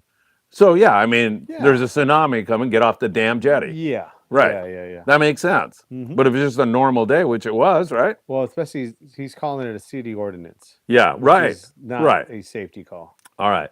Boy, I'm liking this whole story. Daryl Folger, remember almost 50 years ago, my grandmother said LA Harbor was known for bluefin. Used to be able to catch them regularly until overfishing in the area. Have you guys heard this as well? I heard about local bluefin all the time. I used to catch albacore at Laundry Park, remember? I do remember that. I had a lift pole. My first, as a 3-year-old, my parents gave me a lift pole. Over there, yeah. There was local bluefin. Yeah, they did catch some. Caught them at Clemente. Caught them in the Santa Monica Bay. Never like what we saw now, but yeah, there were some off of Rocky Point there. I know that they had caught some there. They had caught some just outside the Topaz Jetty. Yeah, absolutely. I was on that trip, there were man. Some, but not necessarily. But it wasn't common. They caught them one day. Yeah. Or here or there, but not to where you were that was what you were expecting to catch. Yeah, and there was a lot of commercial fishing, abusive fishing going on. So they'd come into the Santa Monica Bay. We get a piece of them on a half-day boat, and then that night, all gone. See fish with net burns on them. Just barely swimming, and you're like, oh man, they friggin' wrapped those last night. Yeah. We're done on this. Pando 56, talk about big reel. 2 years ago, my Macaira 20 got spooled on the Constitution. Snapping that 100-pound line was something. Now fish, what is that? ID 60. This is the lever drag. He's talking about the Daiwa lever drag. All right, 609 Mega. Sativa. But I keep my 2x4 Macaira 20 ready as a backup rig. Yeah, I mean, that LD60, in my opinion, is a smaller reel. I think it actually holds less line, has less drag, and the gear ratio is higher. Now, I think what you're talking about is more of a jigging rod. So that's a 609 Megalodon from Phoenix is what he's referring to. But yeah, I mean, sometimes you just hook a big one and you just ain't going to stop it. So even a Mac 20 like he was talking about, sometimes it's not big enough. All right, Steve Nyes, who I haven't seen here for a while. Steve, good? Steve's doing great. Yeah, he's just on a different shift. He isn't here on Mondays and Tuesdays, or he hears that I'm coming in and takes off. He's never been here Mondays and Tuesdays. Oh, yeah. Really? It's just the days that you come to goof around, or we're doing something else. Yeah, okay. Yeah, he's Wednesday through Friday. Gotcha. He says, please don't allow Phil to remove his hat again. With the new lighting, the glare from your head is blinding. Too bad, Steve. What can I tell you? Richie Rich, smash that like button, guys. Yeah, please. Richie Rich, we appreciate that very much. Pinhead Kid Kyle. Love that name, Kyle. What is some advice for young fishermen That's just because a pinhead on a 1.5 day trip. No, it just became a pinhead. Oh, just became congratulations, man. That's how you get going in this business. That's how I got going. And Sam, I'm sure, right? Were you a pinhead on it? I'm sure you were, yeah. And all these guys running boats, that's how they got going. Sam? Work hard. Yeah, totally. And be needed, you know? I mean, that's the main thing is make sure you're always looking for something to pick up or clean or whatever. I mean, you know, and listen for when somebody needs help. You know, you're definitely going to be in a position where you can always do something. Don't get caught sitting down, falling asleep. That is really good advice. And I would also add to it, don't have like a real sensitive, like you're going to get screwed with. Yeah. You know, so just let it roll off your, be thick-skinned because, you know, these guys, some of them are not, you know, they don't think about how can I put this in a way that's gentle. They don't think that way. They're like, not normal. Frickin', I told you to scrub that. What the, you know, and yeah. So just, you know, go with the flow on that. You'll be just fine. All right, cue ball. Slimy salmon, nasty. They stank when you cook them. Yuck. Cue ball's not a big fan of salmon grouper. All right, what can I tell you? You are entitled to your opinion. Maybe we're going to have counter protesters to our salmon grouper thing. Here's one. Carlos, I just walked away and told him I'd be back to prove him wrong. Woo-hoo! Yeah, my friend Joe had the same issue before too. I like to keep it legal and real. Can't wait for the right answer. Waiting for fishing game. Well, Carlos, we're going to expedite that answer for you tomorrow. I don't know what's going to happen.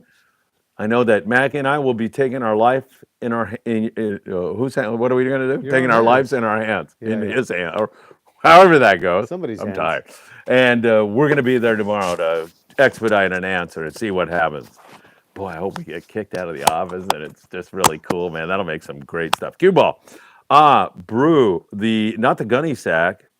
Oh, bruh. Not the gunny sack. Oh, God. What's that mean? He's talking to Chris. Oh. About the gunny sack stinking fish. Oh, there you go. Yeah, sorry about that, cue ball.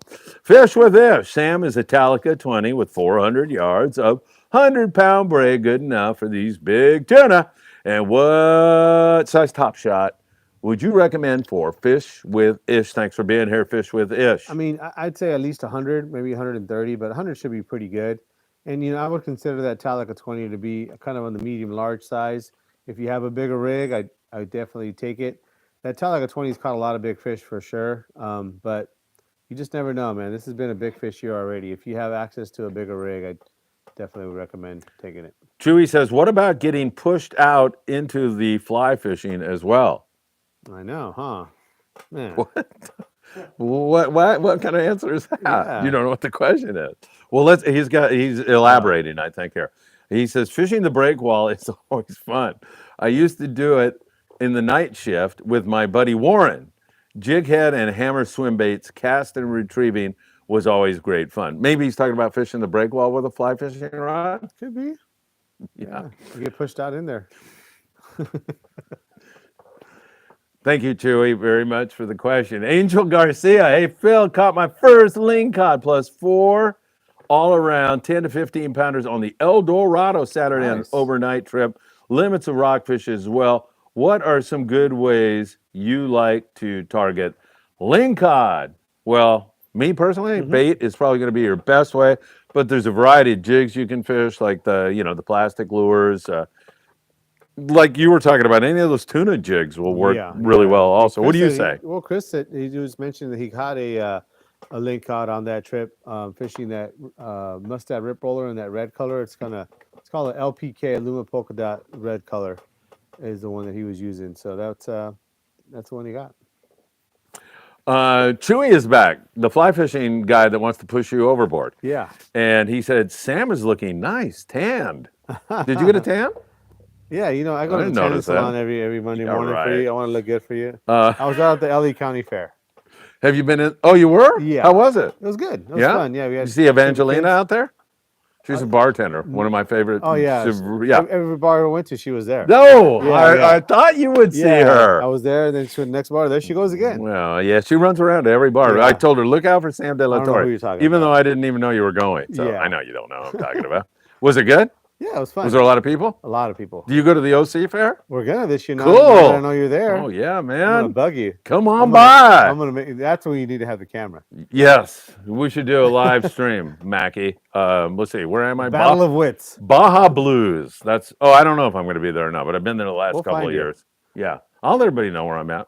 All right, and so I get in Like trouble. Evangelina, you'll be at all the bars. Evangelina's right there with me. She's a great bartender. All right, we are with Ren. Great show again, guys. Got a 2-day 976 Tuna trip tomorrow on the Thunderbird. Hopefully the girls come out to play. Ren, best of luck to you. 2-day trip. They're probably going to be on that. I would guess that tuna. I notice, and Diego confirms this, that they're bouncing around between several different areas right now. Yeah. A butterfly, the hidden bank, the 60, they're all around in there. So and that stuff's moving. So I mean, you might do some combo fishing, maybe some stuff at San Clemente, and then maybe bounce out and look for some of that tuna if it moves up. So I think for sure they're going to be at least having their eye on that tuna, but they're not going to be too far from some other fishing too. tons of questions, hundreds of viewers, which will be thousands of viewers by tomorrow. I know how this works, and we can't thank you enough, Sam, and I deeply appreciate you joining us on TSC again. It's always great to be with you. Hit that like button, please, and share this video with a friend and subscribe to the Friedman Adventures YouTube channel. Daniel Leanos, hey, best of luck, Ren. Daniel Leanos, thank you, Sam, Mike, and Phil, for your awesomeness. Daniel, thank you so much for being with us. We appreciate it. And Michael Limon, those jumping jacks were inspirational tonight. They were beautiful. Really fantastic. They were really hard. They were really hard. Michael Limon, there it is. A fish with ish. What size sinker do y'all recommend for large mackerel for ling cod? That's a good way to catch lings also. Sand dab's also a good way. I caught a mackerel while using a sardine and wanted to send it back on the next drift, but the deckhand said that an 8-ounce sinker, it would tangle up everyone's line. Would tangle up everybody's line. Yeah, probably if it's a big mackerel like that, maybe a 16-ounce sinker. Yeah, twice that big, to keep that thing going down straight. Those mackerel are pretty strong, man. And if that thing doesn't go down straight, start swimming around a little bit, yeah, for sure he's going to tangle a bunch of lines. Yeah, for sure. All right, and it is time for Isaac. Oh, wait, Isaac just sent. Is that the next one? No, Christopher. Damn, I've got all kinds. Oh, yeah, here we go. I'm sorry. Doug Tilk, because we already got Chris Navarro. That's why he did the jumping jacks. Okay. I saw that and read that. Doug Tilk, good luck finding that lifeguard. Try looking for a guy in red trunks sitting in a gray lifeguard tower. Good luck. First one that you see, he's going to be the one. Yeah, I'm going to, Carlos, we got to talk. I'm just going to go, well, I don't need to find that guy. I just need them to tell me whether we can fish legally on the jetty or not. Yeah. Right? Yeah, just tell me. Just get a picture of Carlos and say, have you seen this guy? Yeah, really. I want to talk to you. Yeah, exactly. Carlos, I hope you snapped a picture of this schmuck. Mike says, Phil, I'm telling you, it's all about Team Scott Butchert or Buchert. He's in Alaska now. Yes. You should go see him in Alaska. I would love to, man. He won't. Nice. He's out on a boat, man. So he arrived in Anchorage yesterday. He sent me a video of the buffet this morning, like sausages and bacon and pancakes. Like, okay, great. But he did send me a photo, and I haven't posted it yet. He was driving by, and he shot a photo out the window in Homer, Alaska, of the Qualifier 105. Oh. And it looked great. And so I immediately sent back, hey, Scott, great work. Shoot me a video of the boat. And he goes, I was just driving by. So anyway, Scott is up there. He's going to do a great job making us proud. There's a lot of people who would never, you're laughing. There's a lot of people, Sam, who would never go to Alaska. I got the next question. It's funny, yeah. Who would never go to Alaska. What is it about? Like pushing you into, what are you talking about? I'm a guy. You going to go? No, I don't have time right now. But I'm a really? guy. I You went don't to have China. time? I went to Vietnam. I ran around the Philippines. What are you doing? Frickin', where else did I go? Costa Rica? Just go. Come on. Alaska, I kind of would like to go there. I guess I would like to go there, but that would be if I can only go, I know. I still, my inclination is to go south. They got jetties in Alaska. Yeah, I'll find the lifeguards there too. Too damn cold to swim there. All right, let's see. Doug Tilk saying we'll never find the lifeguard. Okay, we'll take that as a challenge, Doug, for sure, who has been catching copious amounts of barred perch up there in El Segundo, like 12 every time he's out. Mike Doug? Krinkovich, or no, Omar. I am going to fish that damn jetty in defiance. Come get me. Yeah, that's what I was looking at. I was thinking like, Civil what if you disobedience got at like its 40 finest. people to go fish that jetty or something like that? Yeah, really. Hey, can you make some poster boards up? Like, we have the right to fish jetties or something like that? Okay, perfect. Fishing Thank you, jetties Michael. is not a crime. Right on. Perfect. We'll show you how to work the system here. Right on, Omar. Omar says, will Lexa HD 400 fit a 90J? Is the TWS worth the extra $100? So yeah, I mean, well, you can make it fit for sure. I mean, they make an aftermarket clamp that should fit it. So yeah, you can put it on there. I wouldn't really consider it a good fit for it, meaning that I would probably put a bigger reel. It's kind of a big rod for that reel. But if those are the two you have, you can definitely make them work. But if you can maybe search for a smaller diameter rod, I definitely would do that. And as far as the T-wing system, the TWS, is it worth it? Yeah, it's worth it if you're casting lightweight stuff. That T-wing system is more of a lightweight casting, aid.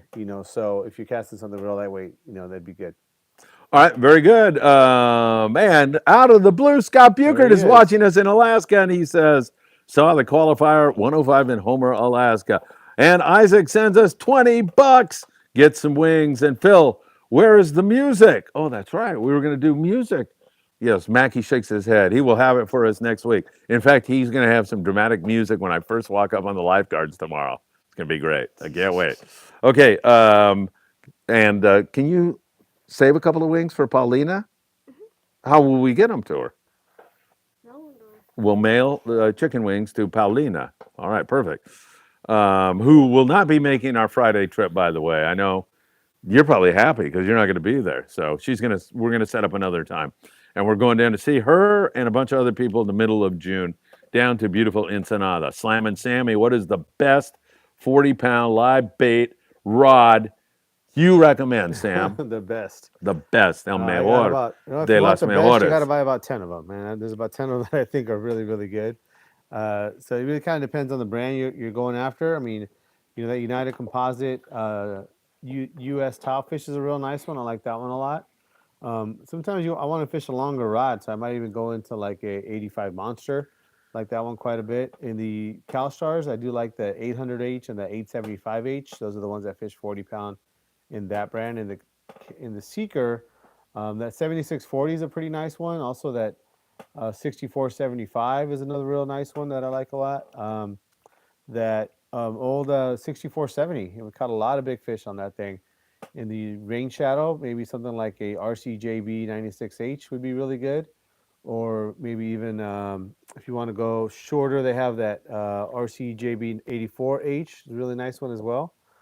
So there's quite a bit. Be looking at a rod in that 30 to 60 range, preferably 7.5 to 8 foot long.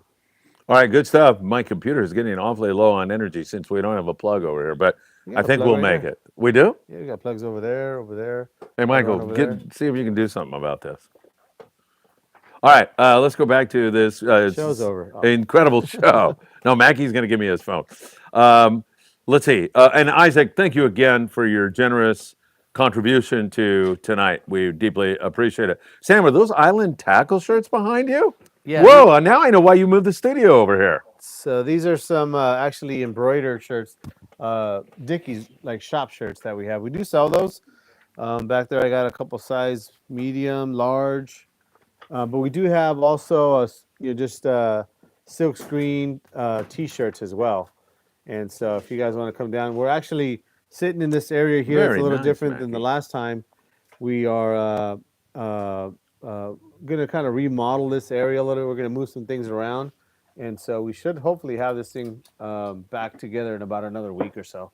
But we do have all kinds of Island Fishing Tqckle t-shirts. All right, very nice. And they are really high quality, really, really nice. Dwayne Williams says, way to go, Michael. Ken Trenholm, Michael, you are a good sport. That was hilarious. That was good stuff. Matthew Martin says, hey guys, Sam, would a Talica 20 be usable on a jig stick to throw poppers. Thank you. You know what? Yeah, usable for sure with a super heavy popper. That's a pretty big reel. I probably wouldn't recommend that big of a reel. I probably would go down to a Talica 16. That Talica 20 is a pretty big reel, and especially if you're throwing some of those lightweight poppers, it probably wouldn't cast them too far. All right, Carlos is back. More lifeguard jetty. What do we call this drama? Mr. Phil. Jetty Gate 2024. Yeah. Jetty Gate. You got it. It's Jetty Gate 2024. 2024. We'll have breaking news tomorrow as we approach these lifeguards, these totalitarian. What do you call people? Them? Yes, people for sure. Carlos says, Mr. Phil, about the jetty. It was on Sunday about 12 noon. As I was walking back to my car, he actually was waving at another fisherman that was on the same jetty. Kind of made me laugh. Yeah, or cry. One of the two. It's just terrible, if you ask me. Yeah, it is, isn't it? Yes. Doug Tilk says, thanks, Sam, for your help today. He was in here? Yeah. Oh, shoot. And thanks for not making me do jumping jacks when I got my new boots. Good thing I was at the shop before Phil got to the shop. Yeah, Damn right, Doug. He was here, and I was like, "Oh, Doug, how you doing, man?" He's like, "I was like, Phil's gonna be here later." He's like, "Oh, that's why I'm here now." Yeah, I'm out of here. Yeah. Normally he stays around for the show, but I think he's had enough of me. And Scott Bugert, if we didn't get the last time he sent this message, says, "Oh, Michael Limon, very good." Maybe it was a different qualifier 105. Whoa! Maybe he saw it too. It would be good if you don't yank my computer off the table. Where are you going? Get over here so you're not pulling my computer off. What are you, crazy? Are you crazy? Yeah, sometimes. All right. Well, is there a plug? Oh, it won't reach? You can't unplug it out of the top, huh? All right. Come on, Dan.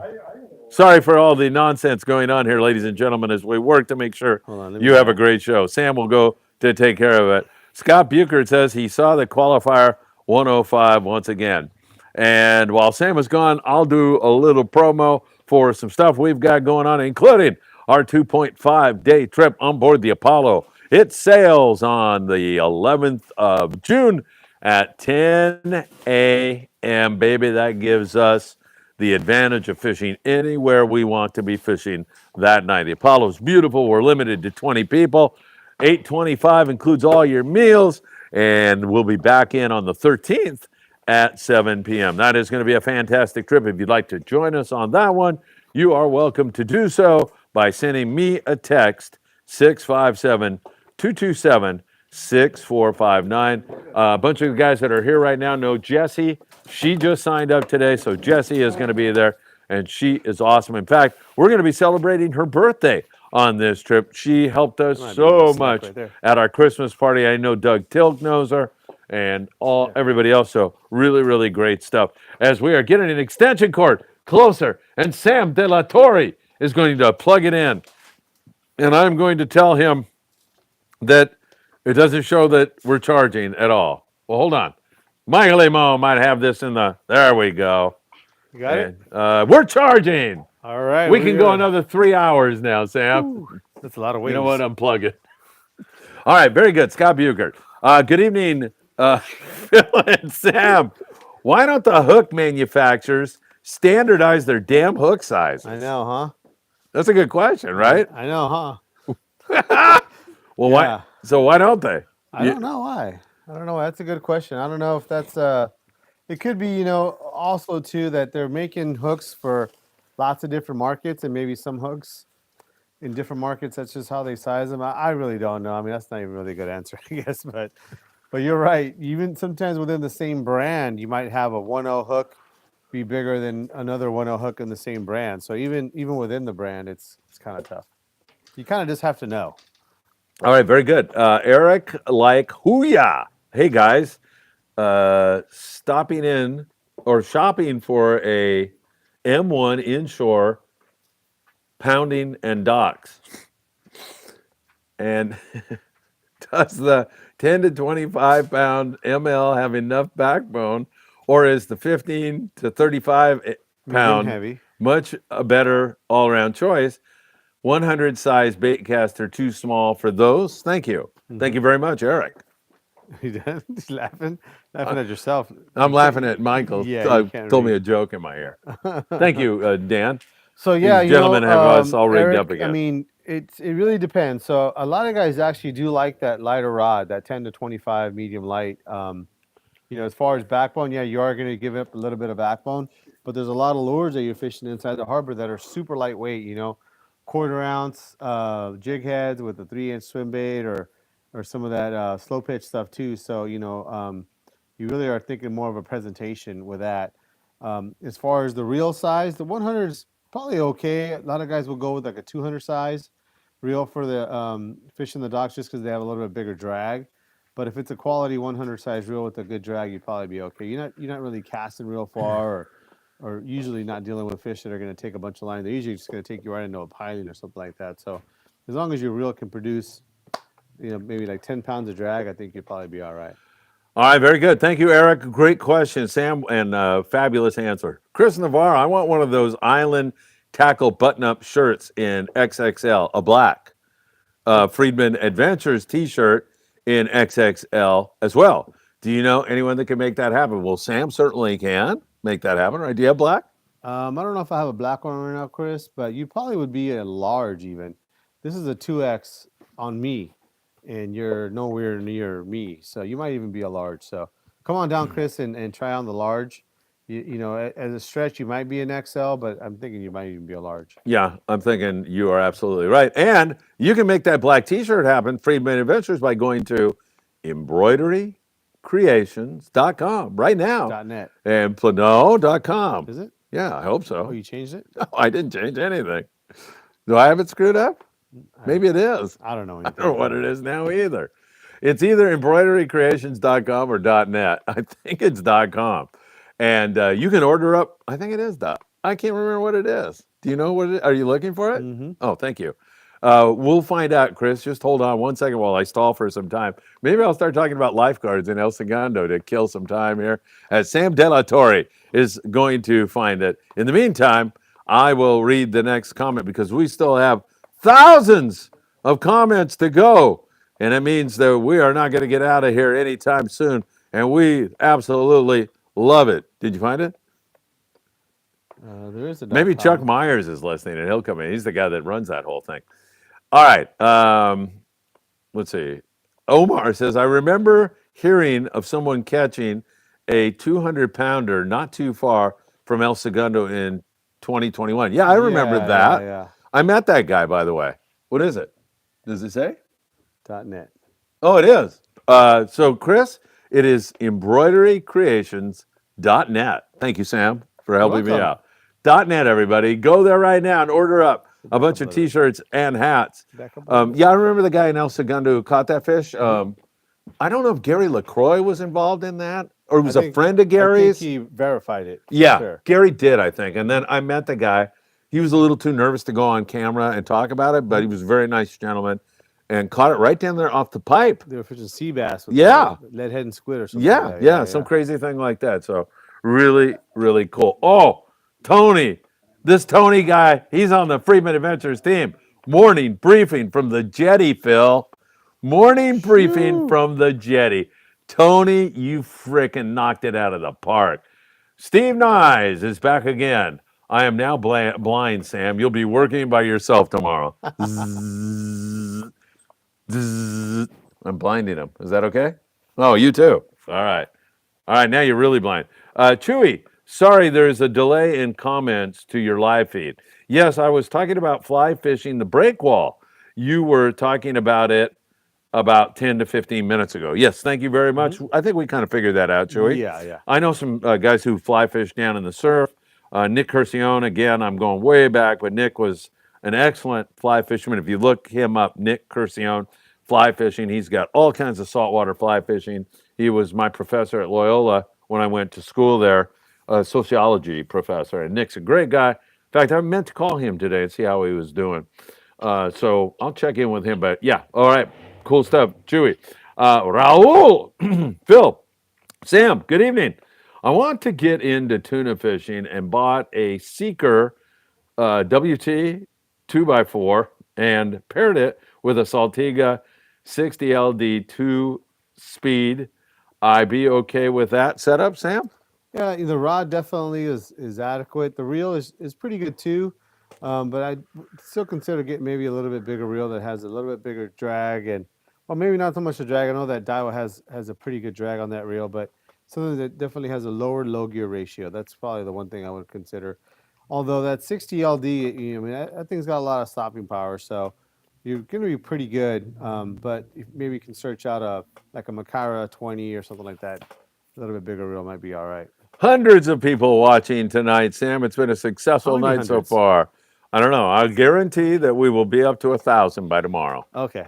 So after it gets archived immediately, people just keep and they're going to hear about they're going to hear about the lifeguard yeah. controversy. Phew. So then this thing could very well go completely Like insane. wildfire. Yes, and then they're going to hear about Michael Limon doing jumping jacks with deck boots. So this is all good stuff tonight, man. We are kicking butt. I'm so happy I didn't decide to just stay home and stare at the ceiling. I'm glad I'm here. So there you have it. All right, Omar, I want to buy a Chug Norris and a Mad Scat. Any recommendations on color and size? I hear the 150 has the most applications. Yeah, that's a good size there. I think that they make that Chuck Norris in a clear. Probably would start with that guy. They also have a sardine color, so that'd be probably the two I'd get. Very good. Chewy, by the time you get this comment, it might be about 30 minutes ago. All right. It might be. Christopher Navarro, did Michael get his phone taken away? He hasn't asked any questions. Oh, that's very true. I don't know what's going on. Carlos, Sam, Phil, yes, I'm in the Redondo Rod and Gun Club tournament. Just trying to score some points. Dockweiler is my go-to place. I just want an answer so I don't get in trouble. Thanks, guys. Carlos, we're all over that for you. Another Carlos says, dang, the lighting looks good. Happy birthday, Sam. Thank you and thank you. Yeah. Woo, the lighting. DJB. I love this guy, man. I spent 5 days with him out there on board the Independence. He got to know my son, Philip. I hope you're over that, by the way, DJB. Sam and Phil, late to the party, was on Royal Star last week. Decent trip, but the number of fish on the sonar versus the biters was probably 1,000 to 1. That's kind of good news, DJB. I think the bluefin is going to go wide open very, very soon, and we are certainly at a moon phase that favors that. I think he's probably right. What do you think? This week coming up, they're going to bite. You think? 100%. They're going to bite tonight. This weekend. They're going to bite tonight, too. They're going to bite tonight, but this weekend they're going to be wide open. Really? 100%. Freaking right into that 2.5-day trip on board. The Apollo is going to be game on. Yo, guys and Friedman Adventures family, that is rocket When's that dog. June 11th. You guys full? Almost. Almost. All right, Couple guys. spots available. Yeah. Sign it up. 657-227-6459. Giver Plus. Hey, Sam, I have a question. Do you know if they still make rain shadow SW? This isn't too many numbers. I can live with this. SW1207 blanks. If not, what would be a good alternative blank? That 4673 214,000 is a great blank. We got them. We got them there, Giver. They are right back there. So if you're looking for one, come on down. Perfect. The 214,000 one you got? SW1207. That is a nice blank. Is it? Yeah, we sold quite a bit of those the last couple of years. Actually, it's been kind of a favorite for those guys wanting a very specific fluke rod. It's also kind of a rod that was popular maybe 5 years ago when that yellowtail was at Catalina and it was on light line. The guys were fishing like 20-pound test, but they wanted a long rod with a good backbone. That was a favorite back then too, but it's kind of come back into that with that fluke fishing. Really, really nice blank. All right, very good. Cue Ball says, thought the qualifier 105 burned. Guess they rebuilt her. Yeah, Cue Ball. I mean, it looked like a complete loss. I had video of it burning, and I actually posted that. And then sometime later, the guy that rebuilt it asked me, could you take that down, please, because we're rebuilding it. I don't know what that has to do with anything. But I told the guy, yeah, of course, made the guy happy. Well, I think they were trying to sell it afterwards. Yeah, so right. I'm sure a burning video. Yeah, but who doesn't know? I mean, don't they have like a Carfax thing for boats? Like, hey, this boat burned up last. Yeah, but sure doesn't help. Yeah, I get it. Well, I took it down for the guy. Yeah. All right. So once he sells it, damn it, I'm putting that burning boat back up. Yeah. All right, yeah, but it looks great. I think she's ready to rock and roll. Live Free, Die Free says you need to do the lifeguard interview live tomorrow. I think I'm leaning toward walking in live, and if we get met with any hostility, going live. If we get met with, hey, let's talk about this, then we can say, okay, well, let's record in 4K, and then we'll Talk about what? What are we talking about? really calm down. It's this guy's fault. I'll point at Mackie. You know that little kid with the deck boots doing the jumping jacks? Yeah, Carlos. Michael Limon. You talking about Carlos? He wants to know. Yeah, this is Carlos. All right, very good. I think that's a good idea, man. Cue ball, Fisherman's Mafia. Tell me I can't fish the Jetty. Comes back with the homies. LOL. Oh, now no threats of violence here, please. We're going to be okay, right? Without that, we'll just shine the light on it. You shine the light on these situations, and then everything gets really, really good. Good stuff. I love it. Cue ball. Hector X. Hector 10. Best show on YouTube. Good evening, gentlemen. Hector has impeccable taste. What a great guy. Do you know him? I'm sure I do. Thank you, Hector. Really, really appreciate that. Man, there's a lot of freaking questions here. Cue ball. 3 question mark. Could squeeze by. 100-pound outfit. And 80-pound. A 40 to 50-pound bait rod would get you by. Yeah, I mean, definitely is the way I would kind of go as far as that. But yeah, you're kind of asking to be in a situation with a 3-day trip. You don't know. You might go rock fishing. You might go yellowtail fishing. I mean, we're kind of in that transition time of year. If the bluefin doesn't bite for 2 days, and they say, you know what, man, we're gonna go do something else. You might find that you might need gear for something else. So, I still would probably take at least another 2 or 3 rigs, a couple live bait rigs, something to fly in line, even 25 or 30-pound with. I wouldn't leave that out of the mix. And then also maybe even a jig stick too. I mean, depending on what boat you're going on and where you're leaving from, if they decide to go fish some yellowtail at the island or something like that, you might need something like that too. So, yeah, you can get by possibly, but getting by is a very subjective term. If that means that you miss a few opportunities, but don't miss some, then I guess that's getting by. Yeah.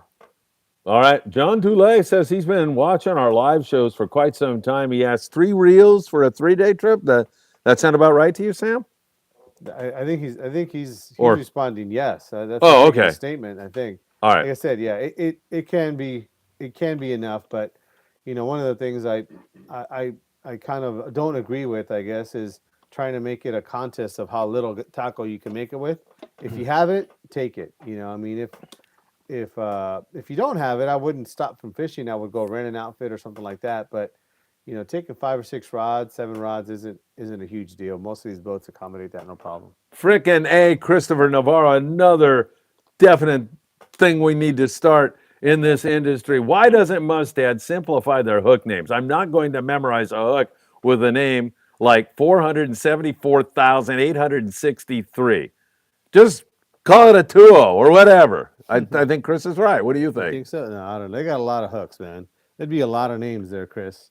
They probably, if you see their catalog, I would bet they don't have so many names. They got to give it all those. If that's the real number, I bet you they got 8,000 different styles of hooks. Really? I bet you they do. Okay. Yeah. So yeah, guess we're screwed, Chris. Yeah, Chris. I mean, even though you may only use 2 or 3 of them, so you want them to change their whole company to surround your needs. I think we can agree that that's not possible. All right, Jason Cutter says, is anyone out there having a hard time finding the CCA tournament measuring tape? Places are out where I've been to or called the San Diego area. Do you have them here? We have them here, yeah. So, I mean, they should have them. I mean, I don't know where else. You might just try calling all the tackle shops, but the tackle shops should all have them. We have them for sure. All right, and if anybody else out there is having trouble or you know where to find them, put a comment down. Oh, what am I asking for? More comments. Well, there's 10,000 of them here. Anyway, put a comment down below. Live free, die free. Sam, what's the best aftermarket reel clamp for a deckhand rod in your opinion? There's really only 2. There's the Tiburon and there's the Duran clamp. They're both really good. I don't really think one's way better than the other or one has a big problem. About the only thing that I could say is that I kind of been using those Tiburon clamps, which are kind of the original ones, for a lot of years, so I just keep buying them, and those are the ones that I like using. I do like that they use a more simple hardware, but the Duran clamp comes with a tool to use their hardware, so you're usually covered there. But other than that, I think they're both good. Anthony Amalfitano. Anthony, I haven't seen you for a long, long time. He says, yes, we can make any of the shirts you need. Anthony makes some beautiful shirts, made all those Friedman Adventure shirts. So there you go. You can definitely get anything you want. Real-time fishing. Hi, guys. A friend this weekend said on an open party trip not to no drop your line when the captain says so. He said to wait until the boat stops. I said, no. He was then fished out of the water, LOL. I don't think the captain...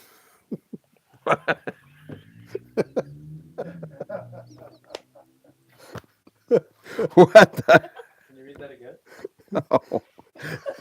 I didn't catch that. I was reading the next question. I didn't understand what you were saying. Wait a I don't minute. want to improperly. What do you mean what answer the I was saying? I wasn't saying anything. What's wrong? I don't know. I think it's finally hit me. I'm so tired tonight. It just 7:56 is when it happened. May 29th, 2024. Yeah, really. Friedman Adventures is over with. All right, wait a minute. Hold on here.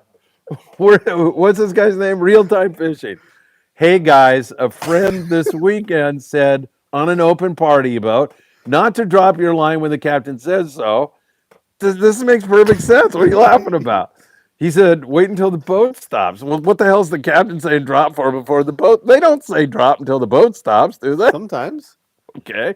Well, then friggin' maybe rock fishing, maybe. Yeah. He was then fished out of the water. I know, that sucks when you get fished out of the water. Maybe he fell in and then he got fished out of the water.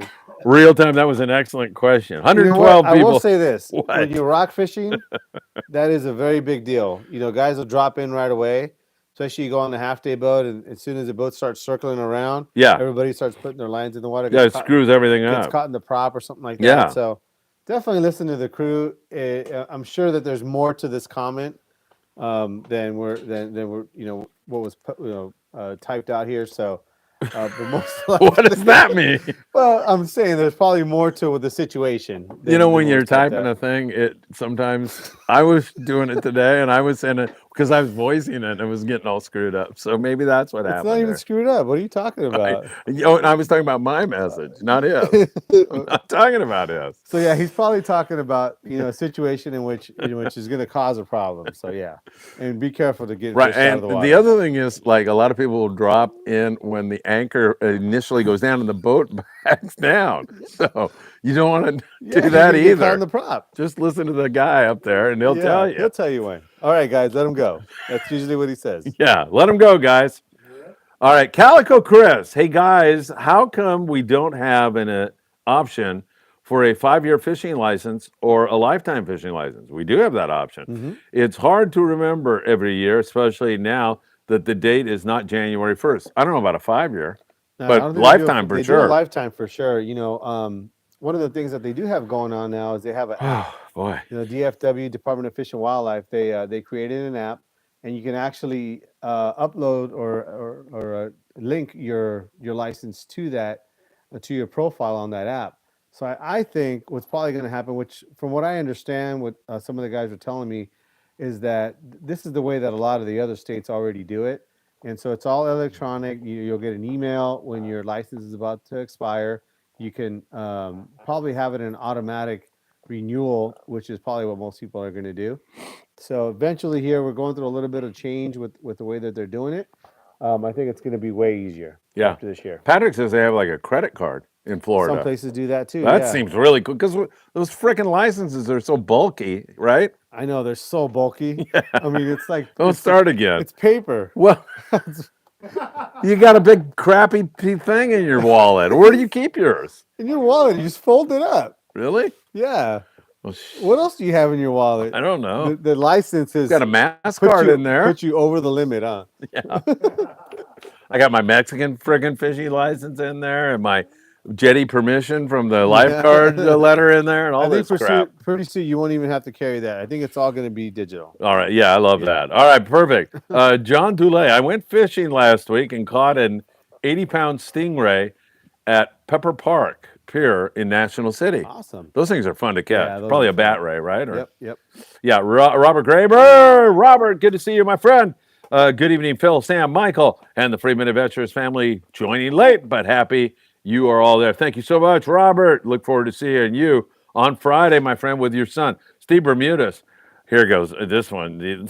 Sometimes he gets a little nutty, too. I guess. When you're on the yard at Pelican Bay, don't forget to tell the yard mates that you defiled the dope fish, the rocks guard.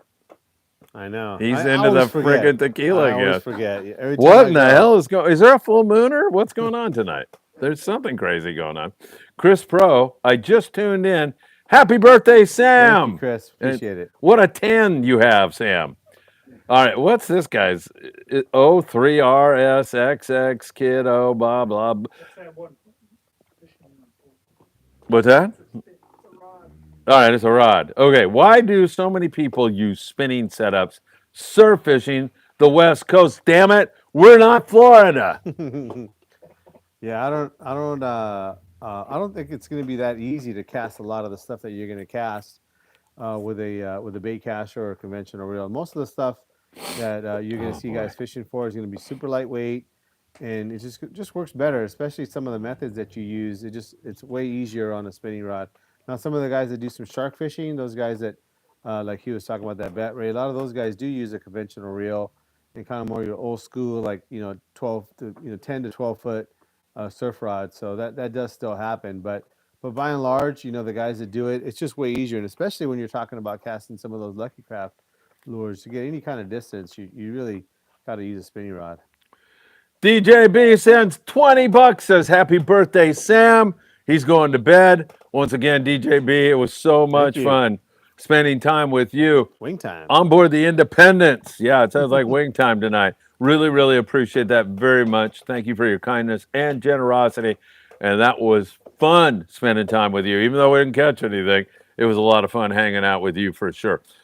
Cue Ball's happy. The qualifier 105 is okay. John Dulé. Hey, have you heard Team Hard Life? They got a live YouTube video and other videos that everyone can watch what they do in the fishing world. I've heard of those guys. Check it out. Yeah. What is it? Hard Life. What is Team it? Hard Life. Team Hard what? Hard Life. Yeah, Team Hard Life. So we'll check that out, John. Thank you. Cue Ball.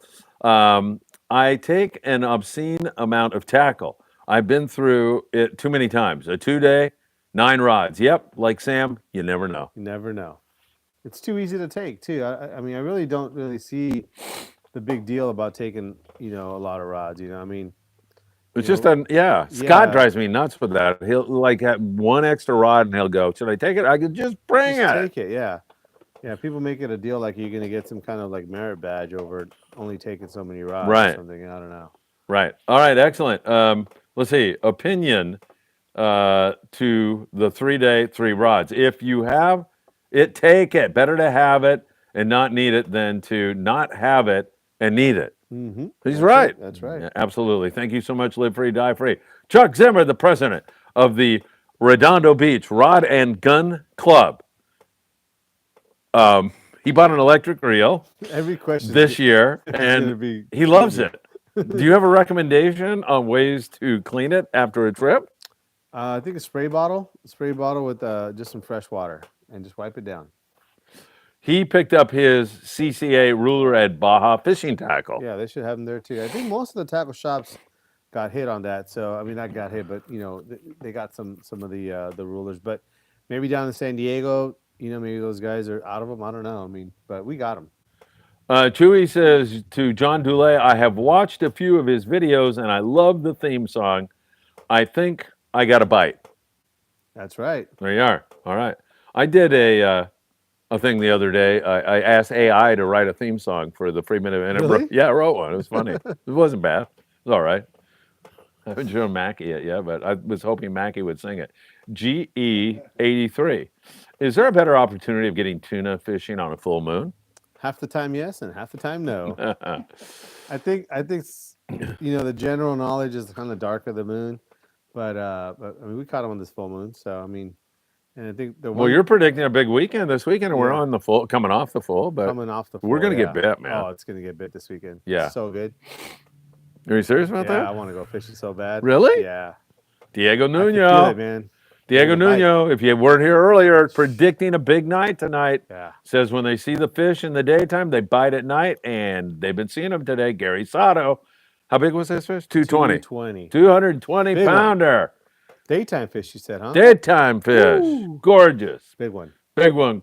Nice going on board the Royal Star. Christopher Navarro, is a fishing trip that starts at 9 a.m. to 4 p.m. a half day or a 3/4 day, in your opinion? 3/4 day.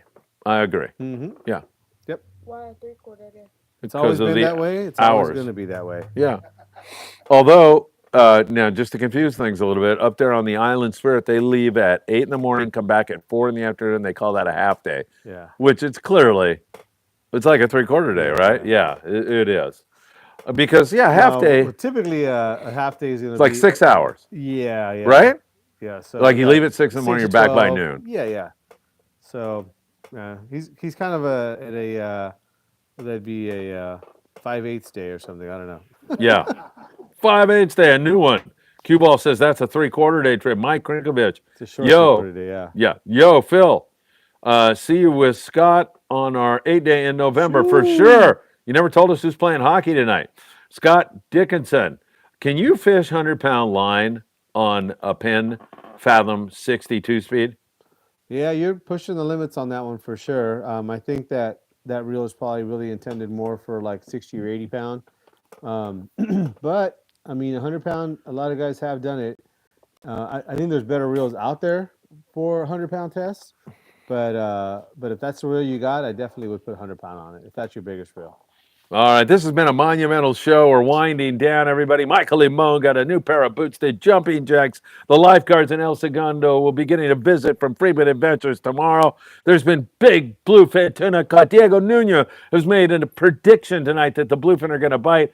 And Sam, it's just so wonderful. I experienced all of this with you. And I had a mental breakdown during the show tonight, so it's been great. Michael Krinkovich says, I caught a big one in my pants. Mike, you're getting a little out of control there tonight. Calm down. Charles Zimmer, starting to get some photos from the tournament.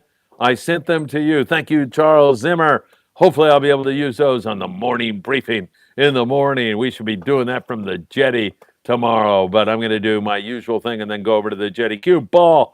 Really, this is a fishing channel. Come on, dude. I think he's talking about the Michael guy. Oh, yeah, right. A little too much, yeah. Yeah, calm down, Mike. He said, I'm just funning, just having fun. John Dulay. Where is John Dulay? I watched the team Hard Live videos and live chat with them. I learned to tie the anaconda knot to the reels. Oh, okay. Excellent, John. Happy birthday, Sam. Woohoo! Thanks, Robert. Cue Ball. Yeah, if it goes WFO, go through a whole quiver of gear. LOL. All of them. Fubar, LL, true story. Yeah. Mike Krinkovich is back. Is there anything going on? Oh, no. It's a shout out. Thank God. To Greg the Elf. Messages from Greg the Elf. He's running around Mexico right now. Is he? Yeah, he was down at Paulina's place, and then he was sending lobster photos and then talking about seeing gray whales and their calves just right off the shoreline and bluefin tuna swimming up that river in downtown Ensenada. So he is obviously having a good time. So we'll send him our very, very best. Live free, die free. I've been surf fishing with my 13.5 Lamaglass rod with a 113 HLW for 35 years. It works great. 6-ounce weight works great. Yep, those are those long rods I was talking about, those shark guys for sure. That one works good. 13-footer, man. That's a nice one. Chris Navarro, I've gotten grief for taking 7 rods on a day and a half trip. If you're predominantly a bait angler, 3 to 4 is fine. If you fish jigs often, 6 to 7. Add bluefin to the mix, Add at least one more. Yeah, for sure. All right, boy, you're really not much of a comment anymore. You want to get the hell out of here, don't you? Fish with Ish. Do you clean your conventional reel just like you do your spinner, or is it a little different? I hear PPL submerge in soapy water. People. Oh, people. Someone check his blood pressure. I think he's losing it. I hear PP. I hear people submerge in soapy water, but not sure. How you feel Wow, about it? you're the only one with any training here. How do you feel about This that? guy. Maybe So, No, yeah, I think I started drinking again. you know, Yeah. honestly, just water right out of the tap. When you get home, just rinse it with water right out of the tap. Nothing special. If anything, I would say if you get a spray bottle, just an empty spray bottle, take it on your trip. Every boat's gonna have fresh water. Spray down your gear during the trip. Don't let the water kind of sit and dry, especially that salt water sit and dry on your reels. If you do that during your trip, you get home, it's gonna be way easier to clean, and after that, just wipe it down. So nothing really special, just regular tap water. Live free, die free. Phil, predictions for Albacore: 50 to 100 albi per boat on a regular basis Within the next 10 years. after July 10th, or around at least by July 10th, 10th, you're going to huh? be seeing scores like Whew. that. Pretty definite. My mom's birthday, man. Okay. Yeah, why not? Robert Slagers is cracking up. Ace Fan 88. Hi, Phil. Sam, it's Arthur. Hope you are well. What rigs do you recommend for surf fishing with bait? Arthur, I saw you with a big spot fin croaker. Good job, my friend. Get 'em. Yeah, so I mean, probably going to be a Carolina rig of some sort as far as that's going to be your most common thing. And some guys will use a high-low rig, meaning that you have like a double dropper loop or even just a dropper loop you can use with some baits too. I've seen guys do that and do pretty well. But a Carolina rig is probably going to be your most common one. All right, perfect. Now it's getting out of control. Niels Daniels, what time is the big lifeguard confrontation? I'm going to say sometime around 12 noon. Mackie, you need to design a really cool cover for the thumbnail on that, man. Maybe a lifeguard, I don't know, running or, something. It'll be good. I'd say like 11 a.m., 12 noon is when I can get up there. So we'll do it. Tangle Diver says, rumor has it the lifeguard got washed off the rocks by a water spout. Give me 20 more, Michael. Oh, 20 more. Was there a water spout down there today? I don't think so. All right, very good. Michael Krinkovich is behaving himself, thank God. New York Rangers versus Florida. What's the name of the Florida hockey team? What is it? Anybody know? Huh? Yeah. Isner. No, is there? Is there? Yeah, there's a Florida. Yeah. Florida. God, I don't know, man. Florida wasn't a thing when I was going to hockey all the time. Somebody will put it up there. Panthers. Yeah, that's right. All tied up 2-2 going into OT. Nothing like playoff hockey OT. And I saw the greatest OT game in the history of the NHL at the fabulous Forum when the Edmonton Oilers with Wayne Gretzky had a 5-0 lead on the LA Kings. And everybody left, including owner Jerry Buss, and we stayed there. My dad and I were there. And the Kings came back and tied that game 5-5 with a minute left in the third period. And then a guy by the name of Darrell Evans took a slap shot from way out there at the left point, popped it, and somebody deflected it and went in the net. And the Kings beat Gretzky and the dreaded Edmonton Oilers that night. And they went on to win that series. Wow. That was amazing because the Oilers were heavily, heavily favored. All right, there you go. Enough of this nonsense. Omar says, happy birthday, Sam. Thank you, Omar. Man, you're milking this birthday. When was your birthday? It was, 6 years ago? week. Last week. Thursday. Okay, you can still milk it. Mike Krinkovich, yo, Phil, it's all about the hockey playoffs. Chris Navarro, good night, guys. Love the show. I think Michael's hungry. Are you hungry? Yeah. Oh, he's trying his shoes on. Or his boots, I'm sorry. Very nice. All right. I hope we can see that back there. Christopher Navarro said, okay, we got that. Mackie, good night, PPLs. Yes. Cue ball, Phil, we need to start an Albacore pool, like a football pool. Start selling numbers. Albies are coming. Bet. I think that's a good idea. Isn't it? Wait, we should, man. You should. Do a 50-50. Woo. Yeah, and half goes to getting our stuff down to Mexico. I like it. I thought he meant like a pool, like, throwing them in a pool so we have a reserve of them. I can't believe you even laughed at that. Live free or die free. Salt away spray works pretty good for helping clean your gear. Yeah, that's not too bad. All right, that's one hell of a comment. Chewy says Florida Panthers. Hal says, good evening, guys. I'm going to hold you to that prediction, Phil. I'm leaving on a 2-day trip. Oh, wow. July 12th. Hal, you're going to be putting the wood. The albies, those longfin, are going to be chewing up a storm. You're going to be catching them on the slide. Man, I don't know about the Channel anchovies. Yeah, right. I don't think you're going to get any more hookups on the troll, man, with as good as sonars are now. Oh, you got a troll anyway. Yeah, I know you got a troll, but most of these guys see them and then they just shut down on them. But yeah, you got it. I'm hoping we get them on our June trip here. Hector, how many spots on the Apollo 2.5 day trips are on June? How many spots left? I think 2 or 4, Hector, something like that. So if you want to go, send me a text right away. David Alcantar. Phil, going on a 3-day trip on the XL around July 4th, what tackle do I bring for Albacore? Sam? They're not biting you until the 10th. Yeah, well, on a 3-day trip, they'll be able to get to them. I'm talking about 1-day range of San Diego. Oh, okay. Yeah, I am actually. So that's my prediction. I'm not talking about running out to the frickin' Worm Bank all the way out west there, or that frickin' 70-90 bank. Now I'm getting upset. You hear me? Wow. 70-90 out there, where I almost lost my life on the Thunderbird fishing out there. In fact, Tony Cuesta, who was on here, he was running the Tornado, I think, and all of a sudden he comes on the radio. He goes, "What the hell are you doing out here?" Because we were in a 35-footer. We frickin' slid down a swell sideways, and that was it. Yeah. In fact, a guy named Leon Compasi, and there was another couple of greenhorns with my brother and I. That was it. I go. Yeah. We had one albacore. It was shit. It was really bad weather. Sorry, and we got toward Clemente to get out of it. Man, it was brutal. Yeah, albacore all day long. We're going to be killing them. 25, 30-pound test, size 2 hooks. Yes. Chewy says those boots were made for walking. I can do push-ups now. He can do push-ups now. We can do that. If anybody wants to send in another $20, send it in. We'll put it towards some more wings tonight. What happens if the albacore don't show up? Will the pot get rolled over to the following year? That's a good question. The house pays. Yeah, no, I like the pot rolling over. House pays. Yeah, there's got to be a default, the biggest barracuda or something. Everybody gets a free trip. Mike Krinkovich, Phil, let's go Albies. Doug Rubin El Sueño, hello from San Diego. Hey, Doug, what's happening? What kites do you sell in your store, and what flyers?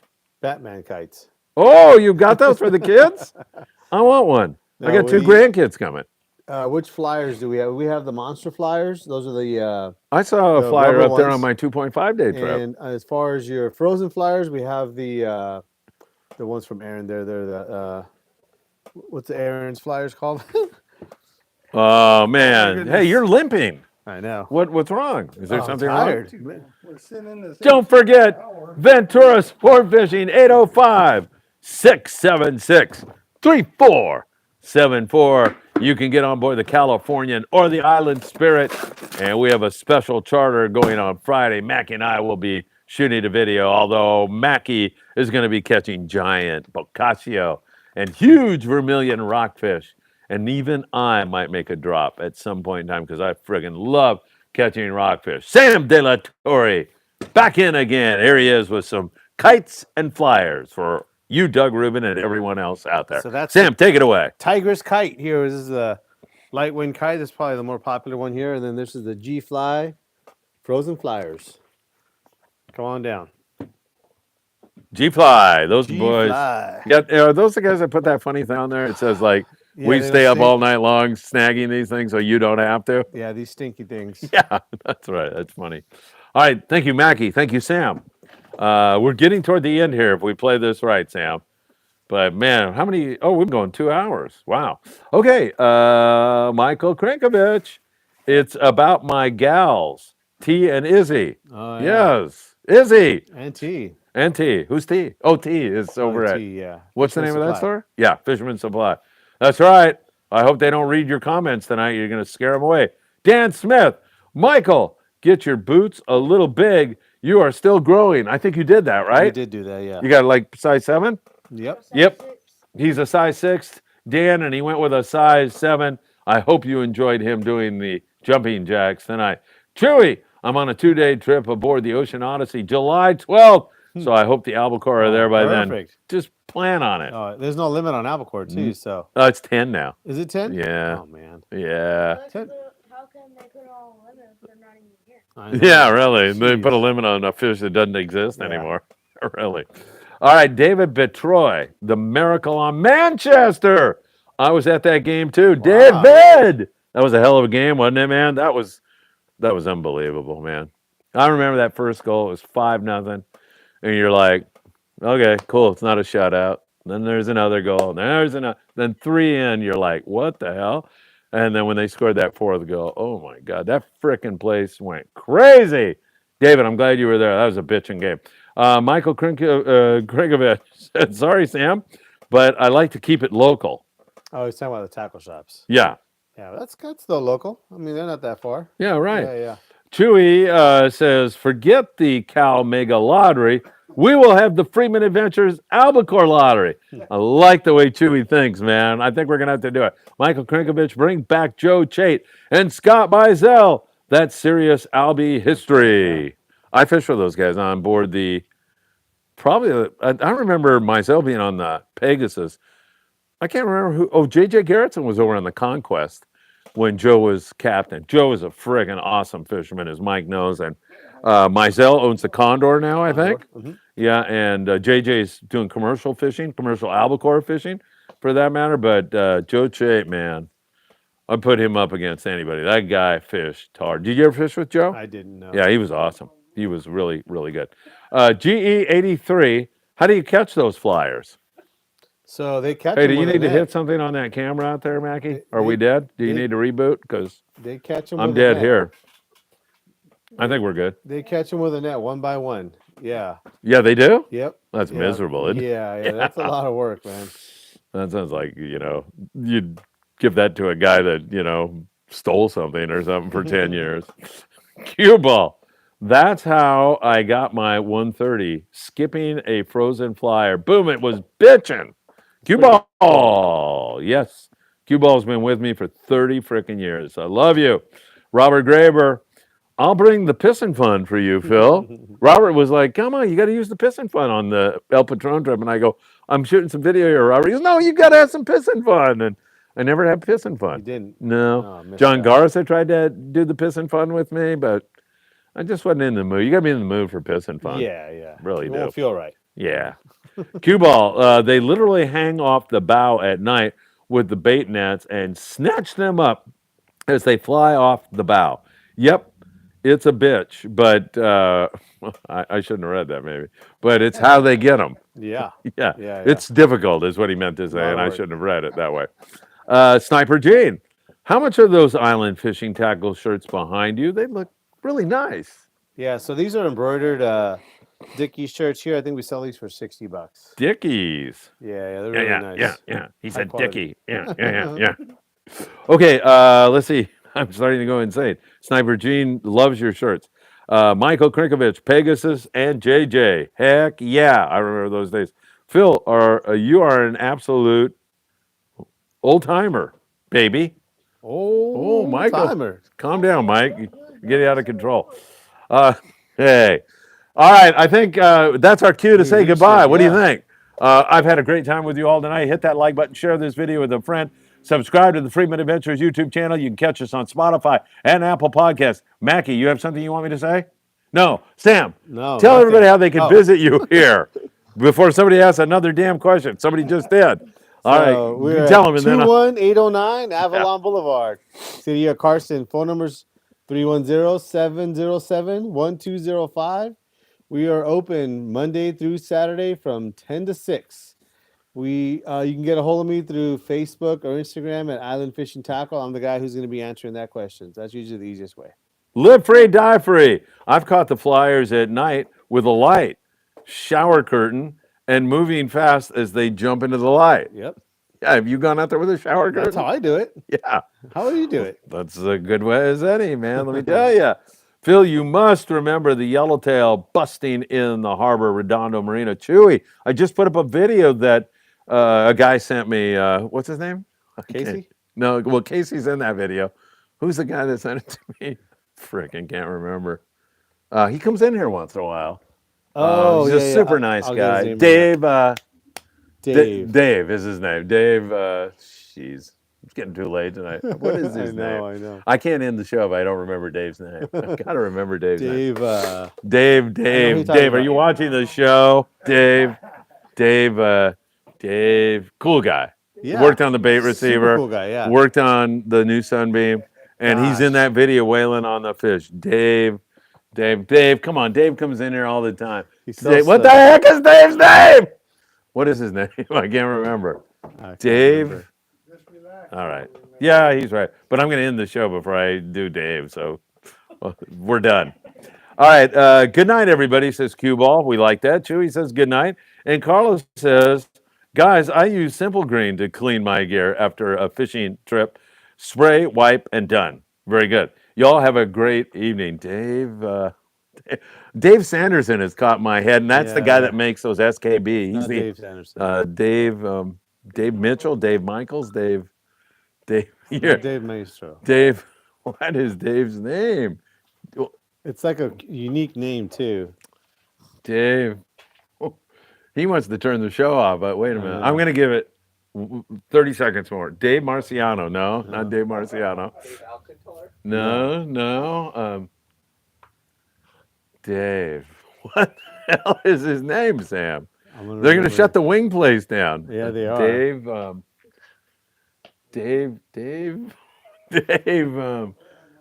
Dave Michaels? Dave. No. Hey! Dave Lawrence. Tony Cuesta. That's it. Who was down there? Dave Lawrence. Dave, your name is always in my heart and soul. That's why I couldn't remember it tonight. That was a great video. So Dave Lawrence sent this video of guys kicking butt. Chewy says Dave Baptista. Dave Lawrence. Thank you, everybody, for Sam De La Torre and Michael Limon and our studio audience. Sam, thank you very much. Sam. Michael Limon. Thanks, everybody. We'll see you tomorrow morning for the morning briefing, and then later tomorrow, live. One more thing. From the El Segundo Lifeguard Station. I want to wish Diego good luck tomorrow. You got their championship game, Lamita Little League. Diego, go! They're going to do it, man. All right, what time's that game at? It's going to be at 5 o'clock, I think. 5 o'clock tomorrow. All right. Lamita, 5 in the morning. No, 5 in the evening. Lamita Little League there. All right, Diego, best of luck to you. We are all rooting for you here at the Friedman Adventures family.